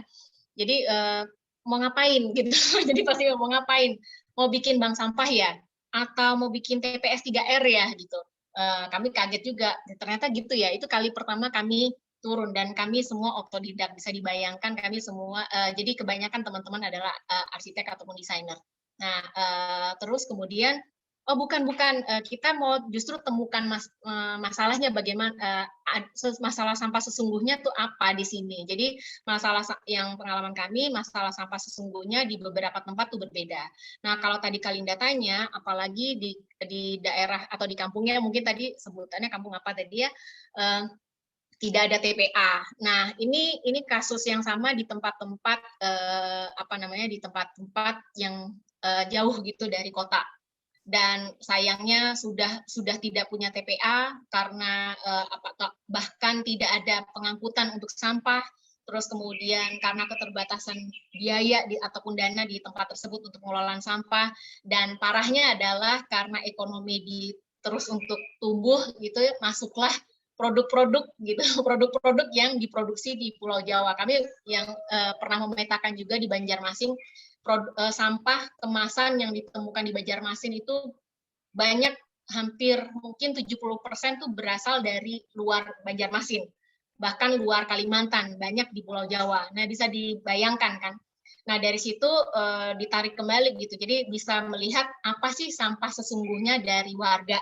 Nah, dari kita bisa melihat tempat sampah gitu. Dari lihat tempat sampah sesungguhnya apa aja. Nah, bisa dipilah dulu bagaimana sampahnya, apakah sampahnya bisa, pertama, apakah bisa dia mudah terurai. Kalau mudah terurai harusnya dikomposkan. Nah, jadi itu jadi bebas, jadi tidak dibakar, dia dikomposkan dengan beragam cara. Terus kemudian pada saat dia bisa didaur ulang atau dipakai lagi, bisa didaur ulang gitu. Nah, terus kemudian pada saat dia tidak bisa diapa-apain lagi, berarti yang residu tadi, misalnya aneka kemasan, nah berangkat dari situ gitu.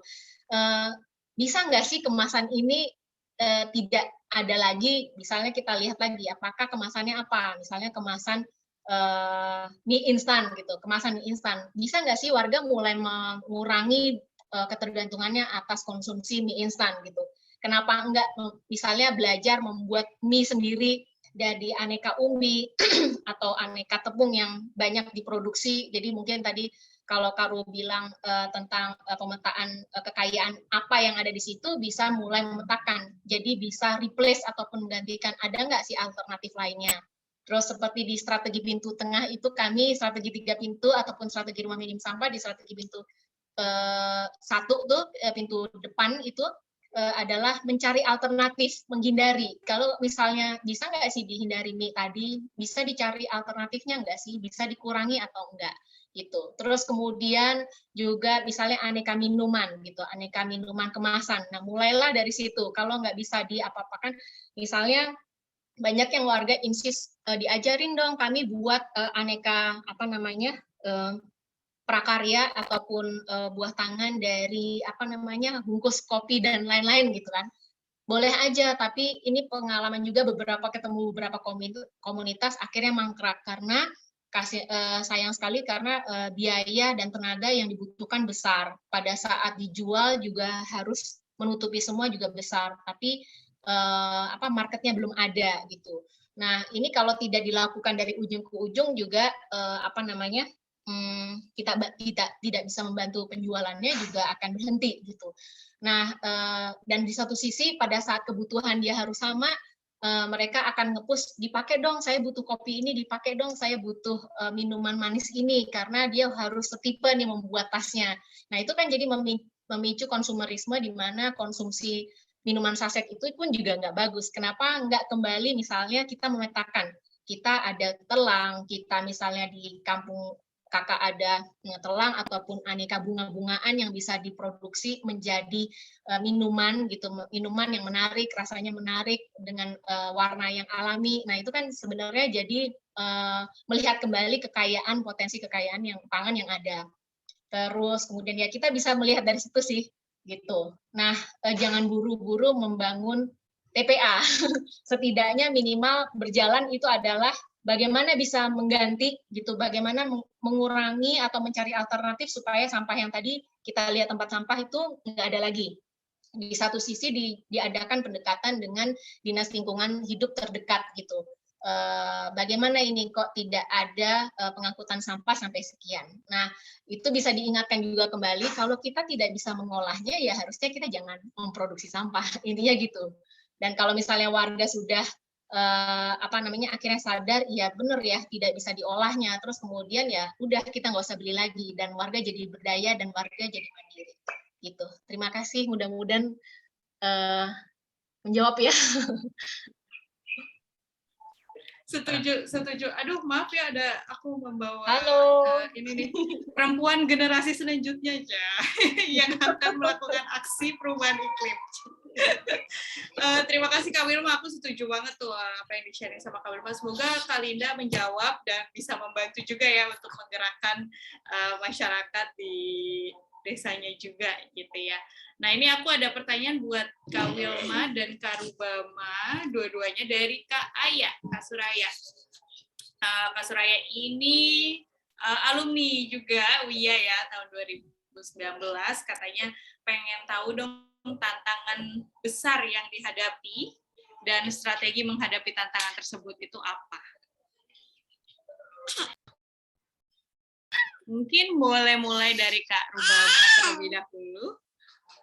Karena mau jawab. Coba Kak Wilma dulu. Kak Rubama. Oh, saya. Silakan Kak Rubama. Ya, kalau dibilang tantangan sih sangat banyak ya, Kak Aya. Kita tahu di Aceh ini salah satu ya. Situasi di Aceh kayaknya mungkin agak sedikit berbeda dengan wilayah-wilayah lain di Indonesia ya, dengan tafsir lex spesialis yang kadang-kadang membuat kita agak sedikit harus berpikir lebih kencang, kreatif dan strategik memang. Seperti misalnya ketika saya perempuan yang kemudian ketika bicara isu sumber daya alam itu kayaknya masih ya udah itu laki-laki gitu ya. Jadi ini masih dulu dengan diri saya nih ya, belum bicara komunitas gitu ya. Apalagi misalnya di awal tadi Sani sudah baca saya seorang birder gitu ya. Aneh ini kok bird watching pula nih si perempuan ini gitu ya.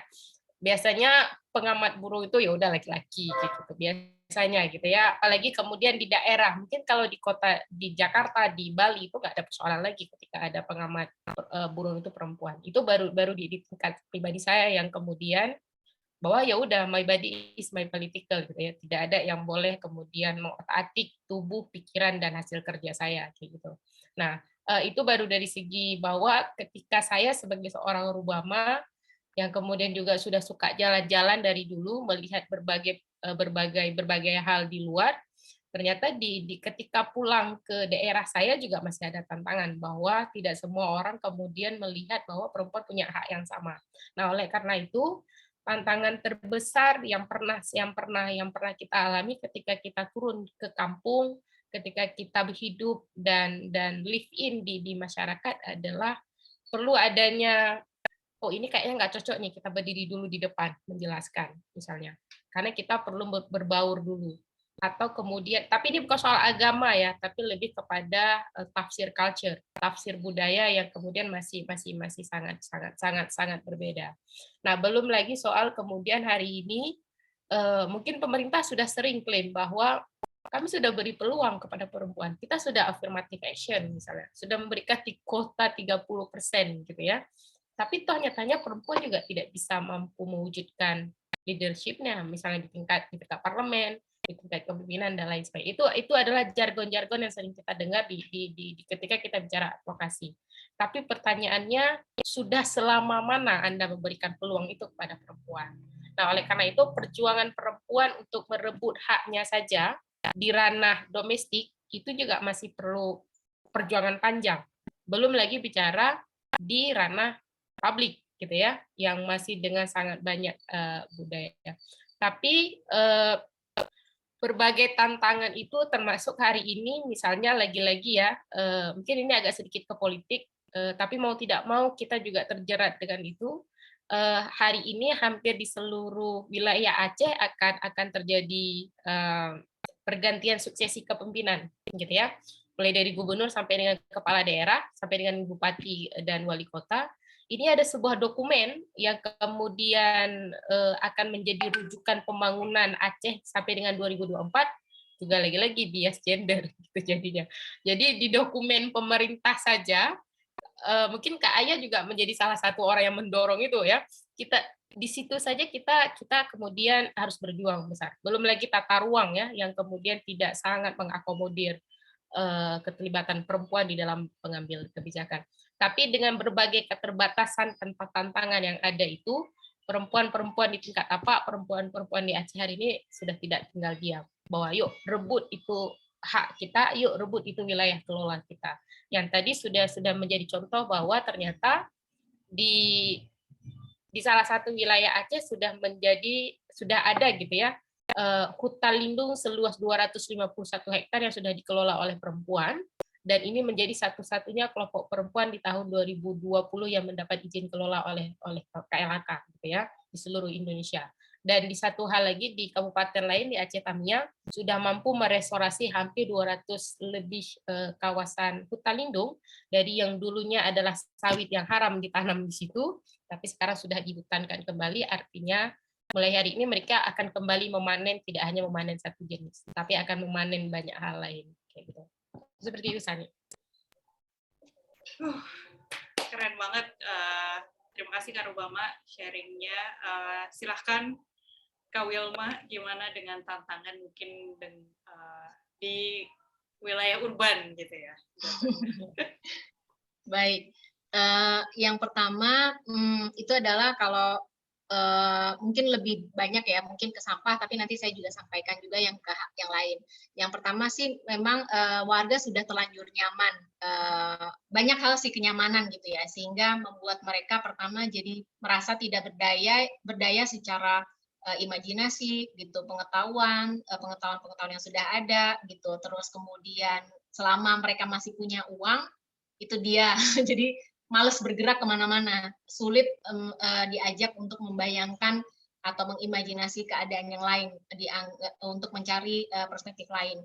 Nah, salah satunya misalnya juga sampah ya. Jadi pada saat berbicara dengan sampah, kenapa harus repot-repot tadi ya? Jadi kayak memikirkan, mencari alternatifnya, bahkan menghindari gitu apa yang biasa kita senangin gitu.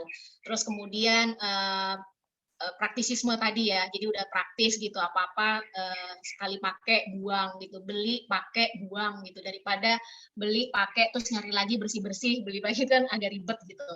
Terus kemudian itu praktisisme juga, terus kemudian juga kenyamanan, saya sudah bayar 20.000, tapi sampah saya juga udah hilang gitu, sampah saya hilang, lingkungan saya bersih gitu, ngapain repot-repot sih dengan ya milah, mikirin lagi dan ngolah lagi gitu. Padahal ini kan sampah hasil kita sendiri ya gitu, hasil kita yang tadi Bu RW bilang menzolimi yang lain. Jadi ada solidaritas, poin yang berikutnya adalah solidaritas yang kurang. Jadi terutama masalah sampah, karena kita tidak hidup di sebelahnya atau di dalam atau di sekitarnya TPA dengan segala masalahnya, sehingga kita nggak tahu gitu. Sama kalau kita nggak hidup di tempat yang terdampak dengan krisis alam gitu ya, kita nggak ngalamin ya, kita ngapain saya hidup baik-baik saja, di tempat saya nggak bau, di tempat saya kenapa saya repot gitu. Terus ya itu, terus kemudian juga pada saat misalnya tadi mencari alternatif yang lain, saya sudah tergantung dengan satu produk gitu, nyaman gitu, terus ngapain perlu alternatif yang lain. Terus kenapa sih produsennya sendiri yang nggak repot-repot dong, jadi selalu ini bilang ini kan urusan produsen gitu, yang tadi bilang ini kan urusan pemerintah, ada juga yang sampah tuh urusan pemerintah, nah kita yang nyampah kok pemerintah yang repot gitu, apalagi di daerah yang dengan minim budget itu kan jadi rumit gitu. Terus kemudian kenapa produsen, nah dari dulu semua orang saling menyalahkan gitu, produsen yang harus bergerak gitu, harusnya ya kita semua bergerak sama-sama, apa yang kita hasilkan kita yang bertanggung jawab, intinya itu. Terus jadi saling tunggu tadi, terus ngerasa misalnya pada saat ngerasa ini juga ada ketidakberdayaan sama yang tadi yang ngerasa tidak berdaya, jadi makanya di satu siklus tadi ada setelah pemantik pengetahuan ada eksperimen, itu makanya mengajak lagi warga untuk memproduksi pengetahuan apa yang sudah pernah mereka alami gitu. Jadi sama kami juga nggak membawa obat datang gitu, selalu dibilangi nggak bawa, justru obat itu akan datang sendiri dari warga, dari pengetahuan. Terus kurang lebih, oh ya sama juga misalnya dengan pemerintah, di mana kami sudah bisa mendorong, ternyata kalau ada aja, jadi misalnya suatu program itu berjalan, itu ternyata nggak selaras dengan rencana strategis daerah, sehingga apa yang didorong itu juga padahal udah nyata baik, tapi nggak bisa jalan kenceng juga. Jadi terpaksa kita yang mengupayakan, ya udah gitu, kalau kita ngerasa nih baik dan harus warga sudah modal sosial bergerak, ya harus kita upayakan supaya berjalan, nggak usah nunggu pemerintah gitu, benar-benar kita harus jalan sendiri. Ya, kurang lebih seperti itu. Oke, thank you sharingnya Kak Wilma. Semoga menjawab Kak Aya ya pertanyaannya tadi. Ini ada beberapa pertanyaan lain. Mungkin aku mau sampai pertanyaan dari Kak Iis. alumni tahun 2020. Pertanyaannya untuk Kak Rubama, katanya bagaimana perempuan menghadapi konsekuensi dari guncangan perubahan iklim, terutama hilangnya pendapatan dan pangan. Gimana nih menurut Kak Rubama? Boleh diulang, Sani, please. Oh, katanya bagaimana perempuan menghadapi konsekuensi dari guncangan perubahan iklim, terutama hilangnya pendapatan dan pangan. Ya, saya coba dari beberapa pengalaman ya. Dia agak ke pesisir karena kalau bicara di dekat kawasan gini, karena HK bekerja di 13 kabupaten gitu ya, ada wilayah pegunungan, ada wilayah pesisir, tapi pesisir bukan laut, kita lebih ke gambut dan lain sebagainya gitu ya. Nah, konsekuensinya yang terlihat di sana adalah jadi sama, hampir seluruh wilayah Aceh ini sudah akan terjadi homogenisasi kawasan hutan. Saya bergerak dari tata kelola kawasan hutan dulu ya, karena hari ini seperti disampaikan salah satu ketua ranger ya, ketua perempuan ranger yang ada di Aceh, bahwa itu hutan adalah sumber kehidupannya, semua ada di sana. Nah, ketika sumber tanah rusak, maka semuanya ya akan rusak gitu. Nah, ketika kita coba advokasi salah satu kasus yang sampai hari ini sudah kita advokasi dari tahun 2012 sampai hari ini itu belum selesai. Persidangan litigasinya sudah hampir puluhan kali ya, hampir setiap minggu teman-teman di legal, teman-teman advokat kita melakukan persidangan gitu. Jadi ini nggak tahu nih masalah yang akan berujung selesai atau enggak kayak gitu. Tapi yang terjadi adalah sebenarnya si perusahaan itu wajib membayar hampir 180 sekian miliar untuk kemudian karena dia membakar lahan gitu ya. Nah, dari kebakaran itu saja masyarakat sudah sangat dirugikan. Belum lagi soal ganti rugi yang sampai hari ini belum dibayar dan ini perusahaan belum dieksekusi untuk sanksinya gitu ya oleh negara. Kita nggak tahu di mana lagi cara yang harus kita lakukan. Nah, di salah satu contoh kasus ini yang terjadi apa? Lahan yang dibakar oleh perusahaan ini adalah lahan warga. Yang tadi saya sampaikan adalah bahwa yang dulunya mereka sebenarnya adalah lahannya sendiri, tapi hari ini sudah direbut oleh perusahaan, sehingga yang terjadi apa? Konsekuensinya adalah mereka banyak kehilangan sumber-sumber penghasilan. Termasuk di lahan gambut itu yang terjadi adalah kan banyak ikan ya, ikan rawa yang biasanya mereka asapin yang kemudian dijual dan itu bisa menghidupi keluarga mereka. Itu satu. Dan yang kedua, di lahan gambut juga lahan gambut kan menjadi salah satu penyangga mitigasi. Baik itu mitigasi bencana yang terjadi secara ekologis ataupun kemudian mitigasi secara perubahan iklim. Nah, konsekuensinya yang terjadi kayak tadi bahwa kalau mungkin saya belum menemukan ya kalau di Aceh perempuan sudah berbondong-bondong mencari pekerjaan ke wilayah lain, gitu ya. Artinya kayak buruh migran karena kehilangan wilayah kelola mereka gitu. Tapi hari ini kita melihat ada banyak kemudian ketidakadilan itu terjadi. Salah satunya misalnya ketika kami kemarin turun ke lapangan di lahan gambut ini, mereka tidak bisa ngapa-ngapain lagi. Kalau dulu mereka bisa memanen cabai, kalau dulu mereka bisa memanen yang lain, tapi ternyata nggak bisa hari ini. Satu, sebelum mereka perubahan iklim juga sangat mempengaruhi ya, nanam cabai tiba-tiba udah merah, udah keriting. Belum lagi mereka tidak nyaman menanam, sudah dikejar-kejar oleh perusahaan. Artinya diusir bahwa ini tanah kami dan lain sebagainya. Jadi hal-hal ini yang kemudian kita melihat bahwa ketika perubahan iklim terjadi itu tidak hanya soal bahwa kami tidak bisa panen yang kami tanam, tapi ada situasi lain. Ada situasi yang kalau lapisan kulit bawang itu ketidakadilan yang diterima oleh perempuan itu berlapis. Misalnya hari ini juga terjadi di dataran tinggi. Kalau saya analisis sedikit terhadap kopi, ya kita tahu ya pasar internasional itu tidak pernah kekurangan meminta tidak pernah ekspor impor kopi itu tidak pernah kurang gitu ya. Tapi kenapa kemudian harga di tingkat tapak itu cuma 5.000 per kilo? Bayangin, harga kopi dengan sekilo hampir 400-500, tapi dibeli dengan gabah di masyarakat hanya 5.000.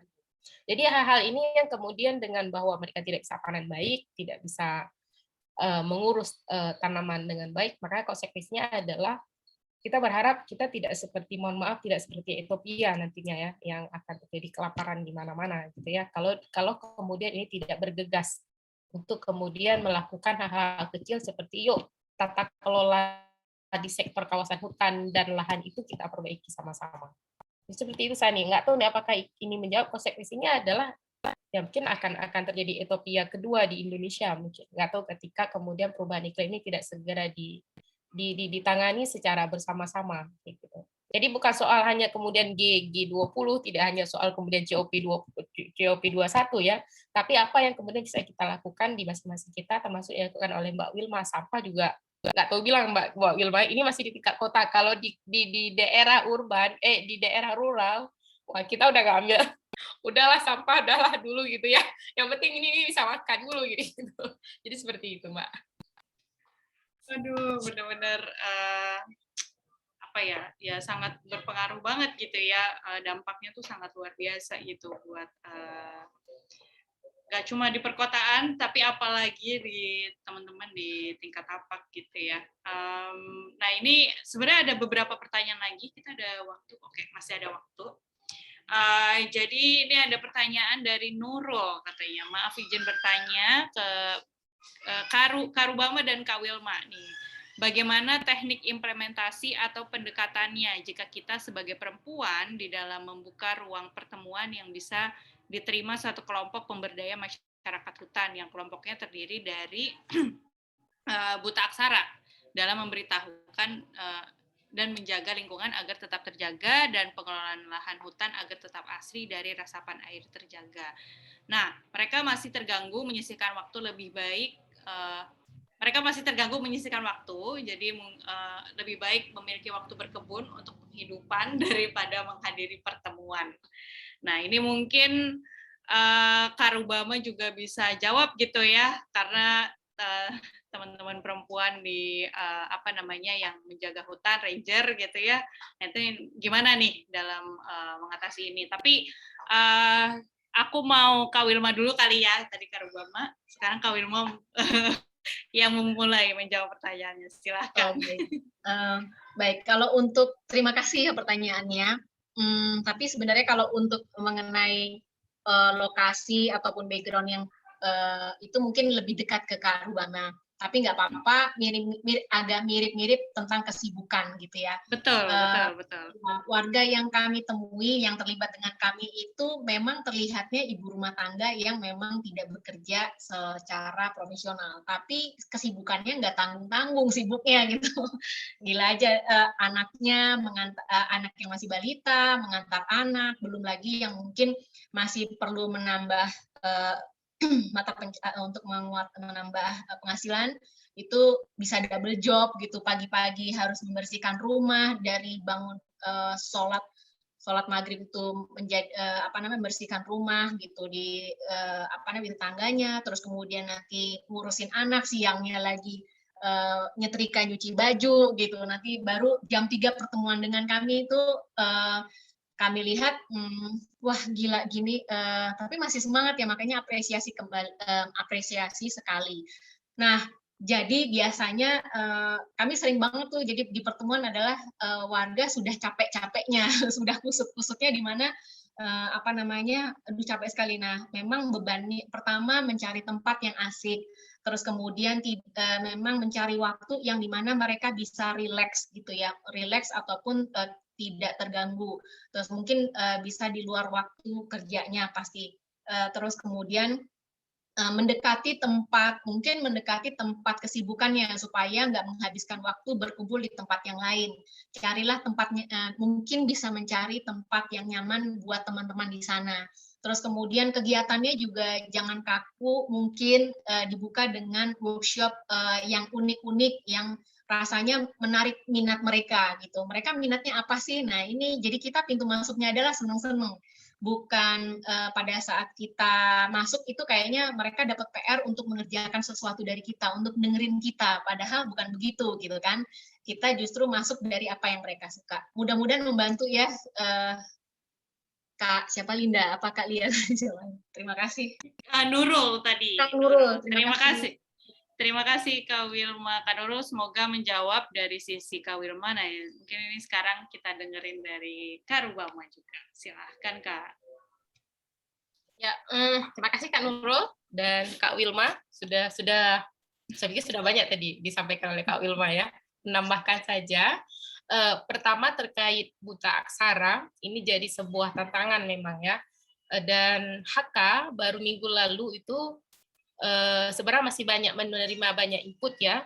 Kita sedang meng-create sebuah sekolah ekologi perempuan Loser yang kemudian nanti kita nggak mau nyebut peserta sekolah ya, tapi itu menjadi ruang belajar kita itu dari usia produktif perempuan, dari usia kita, karena gini, di grassroots usia 15-17 tahun itu kadang-kadang udah gendong anak. Jadi kita nggak bisa lagi menempatkan mereka pada usia anak gitu ya. Maka dari 15 sampai dengan 60, di situ 45, tapi kemarin kayaknya lansia hari ini juga sangat energik gitu ya untuk bergerak. Nah, dan kita menemukan di tingkat tapak banyak hal yang usia hari ini 60 itu memang kebanyakan mereka adalah buta aksara gitu ya, lebih banyak. Nah, oleh karena itu metode yang akan kita lakukan dari dulu juga metode yang sebenarnya bisa di apa istilahnya, bukan dimengerti ya, bisa diterima oleh semua kalangan. Termasuk misalnya kita ngecek gini, mau tidak mau kalau kita bergerak atas nama sebuah organisasi kelembagaan kan absen wajib ya, misalnya untuk melihat jumlah kehadiran, untuk kita bisa menganalisis laki perempuannya berapa. Nah, di situ kita menemukan ternyata ketika seorang fasilitator ini harus jeli ya, ketika ini kenapa absen disodorin ke samping atau diminta tulis oleh si teman. Nah, kita melihat ini berarti harus ada combine metode. Nah, ini terus kita asah sebenarnya sebagai seorang community organizer agar kenapa kita tidak ceramah sendiri, maksudnya tidak melakukannya sendiri sehingga yang lain tidak open mind gitu ya. Nah, sehingga yang kita lakukan setelah kita melihat ternyata ini ada beberapa orang yang kemudian tidak bisa menulis atau membaca atau apa gitu karena ada keterbatasan. Nah, mulai kita meng-create metode-metode yang cocok. Nah, termasuk pemilihan lokasi gitu ya. Nah, kadang-kadang kalau di musim katakanlah wilayah yang panen kopi ya, itu 3 bulan itu kita tidak bisa ngapa-ngapain. Karena mereka tidak, walaupun mohon maaf kita bayar 100.000 per hari, mereka akan datang untuk kemudian belajar bersama kayak gitu ya. Tapi mereka akan lebih memilih memanen kopi karena itu hari yang mereka tunggu-tunggu untuk bisa memanen. Nah, apa yang kita lakukan? Kita melakukan penguatan itu ketika mereka manen kopi. Kita sama-sama ikut memanen kopi bersama mereka. Jadi seorang fasilitator juga melakukan hal itu walaupun kemudian sisi mau makan siang misalnya kita datang kayak gitu ya. Nah, ini adalah strategi-strategi yang perlu dikreatifkan kita tapak. Dan untuk pengalaman-pengalaman, misalnya kalau di daerah kebun sawit itu ada saat mereka memanen jamur sawit, gitu ya. Itu memang mereka sisihkan waktu. Jadi jamur sawit mereka akan duduk dan disitulah kita coba. Jadi bukan kemudian kayak membuka ruang diskusi yang ada kertas plano, ada metaplan, tapi bagaimana kemudian di situ ada ranting, ada batu, itu yang kemudian akan jadi sebuah metode kita ya untuk kemudian bisa menyampaikan apa yang akan coba kita diskusikan. Nah, termasuk salah satu di wilayah kita menemukan adat dan budaya itu kan cukup kental ya, local wisdom itu. Kalau di daerah yang agak sedikit didominasi oleh teman-teman yang bersuku Jawa, kuda lumping itu menjadi sebuah yang sangat efektif untuk menyampaikan apa.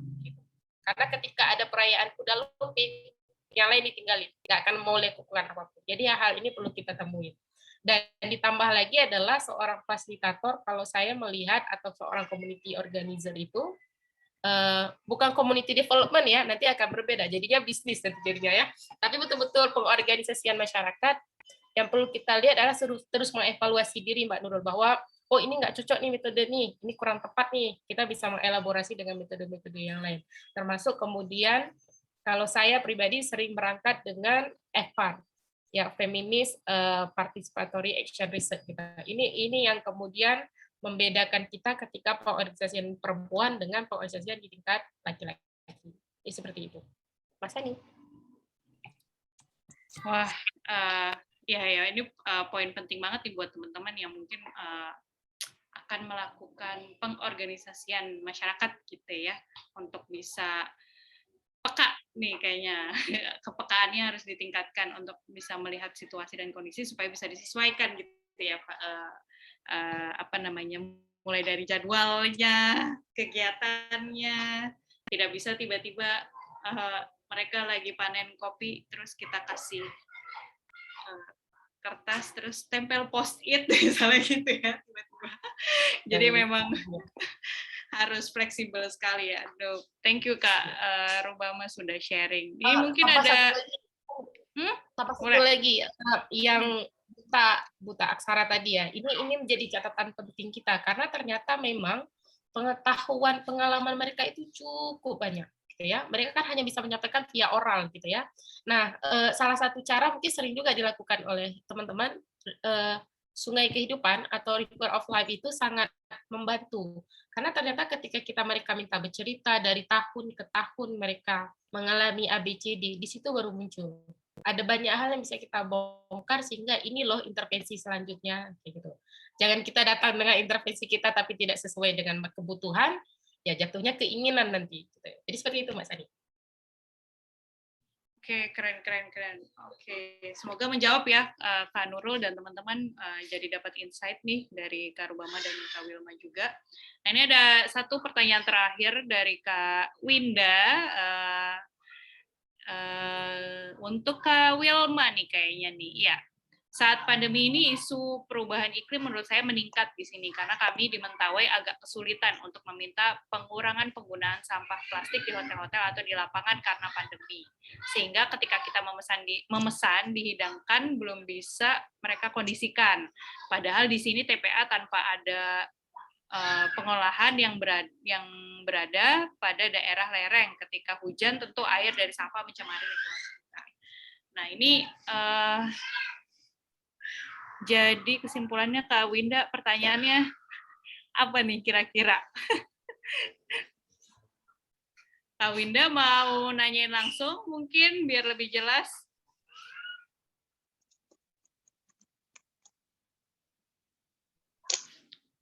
Halo Kak Winda. Oke Mbak, langsung tapi takut putus-putus sih. Enggak kok, nggak apa-apa. Silakan. Ya benar untuk Kak Wilma sebenarnya. Terima kasih sudah menemani kita ngeburit sore ini Kak Wilma dan Kak Rubama ya. Salam kenal, saya Winda dari WA 2020 dari daerah saya sekarang di Mentawai. Nah, kita kan berada di kepulauan kecil ini. Nah, tentu tingkat pengolahan sampah, bagaimana manajemen di hotelnya itu juga masih kurang ya. Nah, di sana itu kita karena pandemi kita tetap jalan, kita sering melakukan pelatihan di hotel, namun ketika kita meminta untuk prasmanan gitu kita diambil sendiri, itu ada aturan dari pemerintah juga sebenarnya melarang seperti itu karena pandemi. Nah, pihak hotel juga kalau misalnya di kota-kota kan hotel ada yang mengambilkan kita saat mau makan itu ya, tapi karena ini di tingkat lokal yang kecil, mereka belum sampai segitu. Nah, sedangkan di sini itu TPA-nya sebenarnya belum ada, karena hanya ada TPA bayangan, karena itu masih konflik tanah hibah dan sebagainya, dan itu di daerah perbukitan, di bawahnya itu lereng, otomatis di bawahnya ada sungai kecil kan ya, akan mencemari lingkungannya. Sebenarnya kita belum masuk pada isu itu ke pemerintahnya, tapi karena saya sebelumnya di NGO lingkungan, ini di NGO berbeda, sangat bertolak dengan hati nurani saya begitu. Kalau kita, dulu itu saya sampai zero plastik lah gitu, kalau kita mengadakan kegiatan. Tapi saat pandemi ini saya seperti nggak bisa buat apa-apa gitu Mbak. Mungkin ada pendapat dari Mbak Wilma atau teman-teman yang lain. Itu sih seperti. Oh, baik. Ya, terima kasih untuk pertanyaannya. Memang menarik sekali ya. dan ini jadi concern-nya teman-teman yang sudah biasa melakukan kegiatan minim sampah bahkan tanpa sampah. Jadi pandemi ini jadi tantangan. Boleh tahu tadi kalau untuk apakah untuk kotakan bisa berarti ya? Iya, dia kotakan, tapi sebenarnya sini banyak pisang ya. Tapi pengetahuan mereka itu ya mungkin cepat dan lain-lainnya itu gitu ya. Oh, baik. Oh, jadi sebenarnya untuk kotakan justru disarankan daripada prasmanan gitu ya? Iya, Oh, ya. Tapi semuanya plastik isinya gitu. Baik. Iya, betul. Nah, jadi betul begitu. Sama ini barusan kami mengadakan pertemuan kemarin dan kebetulan ada penutupan program untuk RT Contoh dan rencananya emang akan dihadiri oleh Pak Wali dan itu bisa menggerakkan oleh kecamatan. Nah, memang sama tantangannya, katanya sekarang kalau di pemerintahan nggak boleh prasmanan sehingga harus semua ditutup-tutup rapat gitu ya. Nah, sebenarnya ini kita bisa mendorong juga sih kalau punya teman-teman mungkin ya yang di sini aku lihat Kak Gita juga nih, ini mentor juga pasti guru juga nih, ataupun teman-teman yang memang udah biasa dan memang dekat dengan pemerintah gitu bisa juga mendorong kembali sebenarnya kondisi pandemi ini mengajak kita untuk berpikir ulang, merefleksi kembali, dan pada saat kita menata ulang semuanya, memang nggak hanya melihat satu titik, misalnya satu peraturan hanya semua tentang kesehatan dan kehigienisan tadi, tapi kesehatan, higienis gitu, ramah lingkungan juga gitu. Jadi intinya bagaimana supaya tetap sehat, higienis, tapi juga ramah lingkungan. Nah, ini bisa mengingatkan atau colek-colek gitu teman-teman yang untuk tadi itu ya istilahnya nggak kaku-kaku banget dengan kebijakan. Nah, akhirnya kemarin itu masih bisa kok Kak gitu dengan nasi kotakan sama berarti bisa. Nah, pelan-pelan memang harus kita dampingin seperti bagaimana membungkus nasinya dibungkus setengah terbuka, terus kemudian aneka wadah untuk lauk-laukannya, bagaimana wadah untuk sayur gitu, terus kemudian bagaimana memilih lauk supaya nggak lebih kuah sehingga wadahnya itu tempat-tempat kayak takir ataupun wadah-wadah dari daun pisang itu bisa dipakai.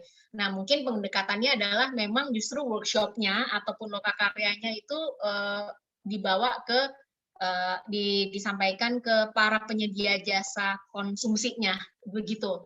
Nah, pada saat kami juga waktu itu kerja bukan kerja, maksudnya ada dapat kesempatan untuk mengorganisasi acara gitu, satu acara yang minim sampah. Terus kemudian juga ini semua pihak yang menghasilkan sampah dilakukan workshop ataupun technical meeting, kurang lebih seperti itu. Karena ya sudah tentunya pakai pengetahuan ataupun fakta menarik gitu. Seperti tadi sampahnya kan masalah sampah sudah darurat. Kemudian yang lucu adalah di kepulauan ini ataupun lokasi ini tidak punya tempat sampah, tapi kita terus menghasilkan sampah. Nah, apakah kita akan terus gitu melanggengkan ini, mengkonsumsi, nimbun sampah, tapi sampahnya nggak bisa diapa-apain, tapi ujung-ujungnya dibakar, punya masalah baru, ataupun nggak diapa-apain juga bikin masalah. Nah, mungkin salah satu solusinya adalah membuat project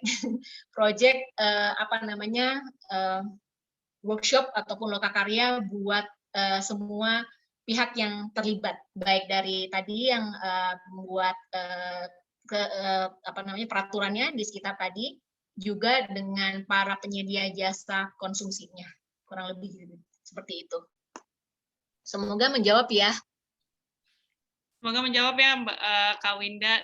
Terima kasih Kak Wilma. Aduh, ini ternyata udah ada yang sudah mau berbuka puasa, jadi selamat berbuka puasa buat kakak-kakak teman-teman yang sudah berbuka puasa. Ini mungkin mengakhiri sesi diskusi kita, tapi sebelum aku menutup, aku pengen ada closing statement ya, pernyataan penutup gitu dari Kak Rubama dan Kak Wilma. Ini karena tema kita adalah pelibatan perempuan dalam aksi perubahan iklim, dan semua teman-teman yang ada di sini perempuan gitu ya. Mungkin ada pesan yang ingin disampaikan gitu terkait peran kita sebagai perempuan, dan mungkin gimana caranya kita bisa mengorganisasi orang-orang di sekitar kita yang juga perempuan gitu untuk bisa terlibat di dalam perubahan iklim. Mungkin silakan siapa yang mau duluan, boleh Sweet. Kak Wilma deh. Kak Wilma boleh, silahkan kalau udah dulu. siap nih. Mungkin sama seperti yang pernah aku ditanyakan oleh teman-teman juga ya. Jadi masalah krisis sosial ataupun krisis lingkungan itu krisis lingkungan dan sosial itu karena salah satunya terjadi karena pertama kurang mengarus utamakan tadi ya hubungan pertama adanya relasi yang tidak baik dulu gitu ya, ada yang relasi yang salah antara kita dengan sesama gitu, terus kemudian kita dengan alam dan ataupun teman-teman yang lain dengan alam, dan itu juga yang perlu diperbaiki. Lalu juga kurang mengarus utamakan kekuatan merawat ataupun mengasuh gitu, terjadinya kurang tadi ya merawat ataupun mengasuh. Nah, jadi ini perlu didorong dan kita perlu belajar kekuatan merawat dan mengasuh dari perempuan untuk menyelesaikan atau mengambil aksi untuk perubahan iklim ini. Dari kekuatan perempuan kita belajar. Terima kasih. Terima kasih Kak Wilma. Kak Rubama. Langsung ya. Saya ingin menyampaikan bahwa perempuan itu kita terlahir dari rahim yang berbeda ya.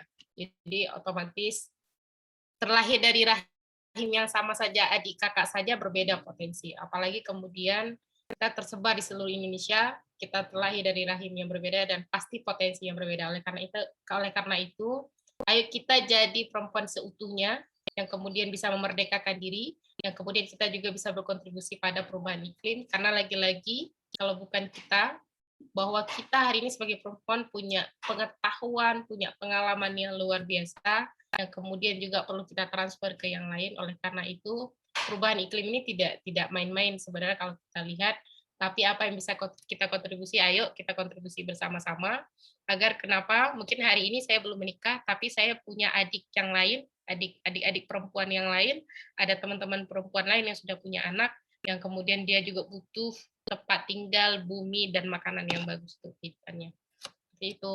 Terima kasih Mbak Sani, terima kasih semuanya teman-teman. Ya sister, ketemu ya suatu saat dengan offline gitu.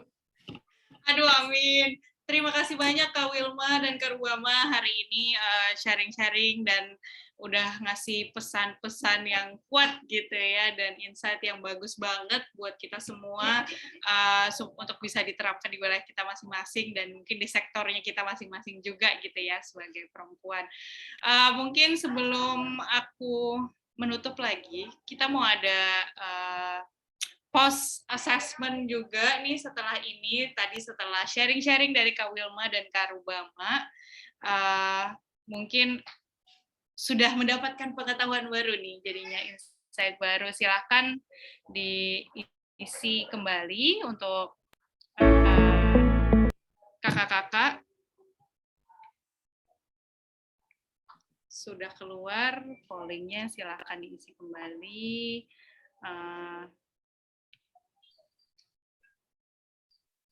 Kita tunggu, baru 1 orang.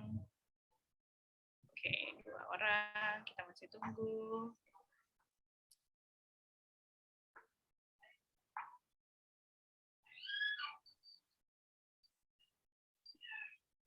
Oke. Masih ditunggu, yang lain udah ada 8 orang, masih ada 15 orang. Masih ada 7 orang lagi kira-kira. Silahkan kakak-kakak, kalau sudah kita masih tunggu mungkin 10 detik lagi atau perlu waktu. Ada 4 pertanyaan, sama seperti sebelumnya. Oke, kayaknya udah kita bisa 10 orang nih sekarang. Kita tunggu 2 orang lagi deh, boleh. Kalau kakak-kakak bisa. Oke, mungkin kita bisa end aja teman-teman pollingnya untuk kita bisa foto bareng nih sekarang. Aduh, di chat nih udah ramai banget nih. Terima kasih Kak Rubama, Kak Wilma, sangat inspiratif kata Kak Febi. Luar biasa. Ini ada Kak Nedi nih juga ada pesan-pesan perempuan itu adalah aktor utama di dalam semua aspek kehidupan karena peran yang lebih dialami oleh perempuan banyak sekali permasalahan yang dihadapi pula sehingga dituntut ekstra berpikir dan bertindak di dalam mengatasi persoalan-persoalan yang ada. Kak Nedi luar biasa, mantap, benar ini, setuju. Oke, teman-teman di sini terima kasih banyak atas kehadirannya hari ini. Aku mau foto bareng dulu dong sebelum kita say bye-bye. Mungkin bisa dinyalain videonya. Halo Kak Mikaela, halo Kak Beatrix, wow, Kak Nedi. Terima kasih banget ya, selain Bea. Selamat ya. Ya, terima kasih buat teman-teman yang hadir. Nanti nggak sabar menunggu gantian sesi teman-teman yang berbagi. Iya benar-benar nanti kita akan undang-undang lagi nih. Yang lain masih mau nyalain kamera, kalau enggak kita udah bisa foto nih. Oke, sudah Kak Winda muncul. Ada Kak Miska juga di sini. Oke, silakan teman-teman. Siapa yang akan memfoto nih? Akila? Ya. Oke, siap. Silakan. Arahkan. Oke, 1, 2, 3. Oke, 1 kali lagi. 1, 2, 3. Oke, sudah. Oke, terima kasih banyak semuanya teman-teman yang berpuasa, selamat berbuka. Nantikan tapi talks yang selanjutnya, tapi talks ketiga gitu ya. Nanti ada pengumuman selanjutnya di Facebook kita dan juga di grup WIA. Mohon maaf ada suara background penutup. Oke, terima kasih banyak. Sampai jumpa lagi. Terima kasih banyak. Sehat-sehat semuanya.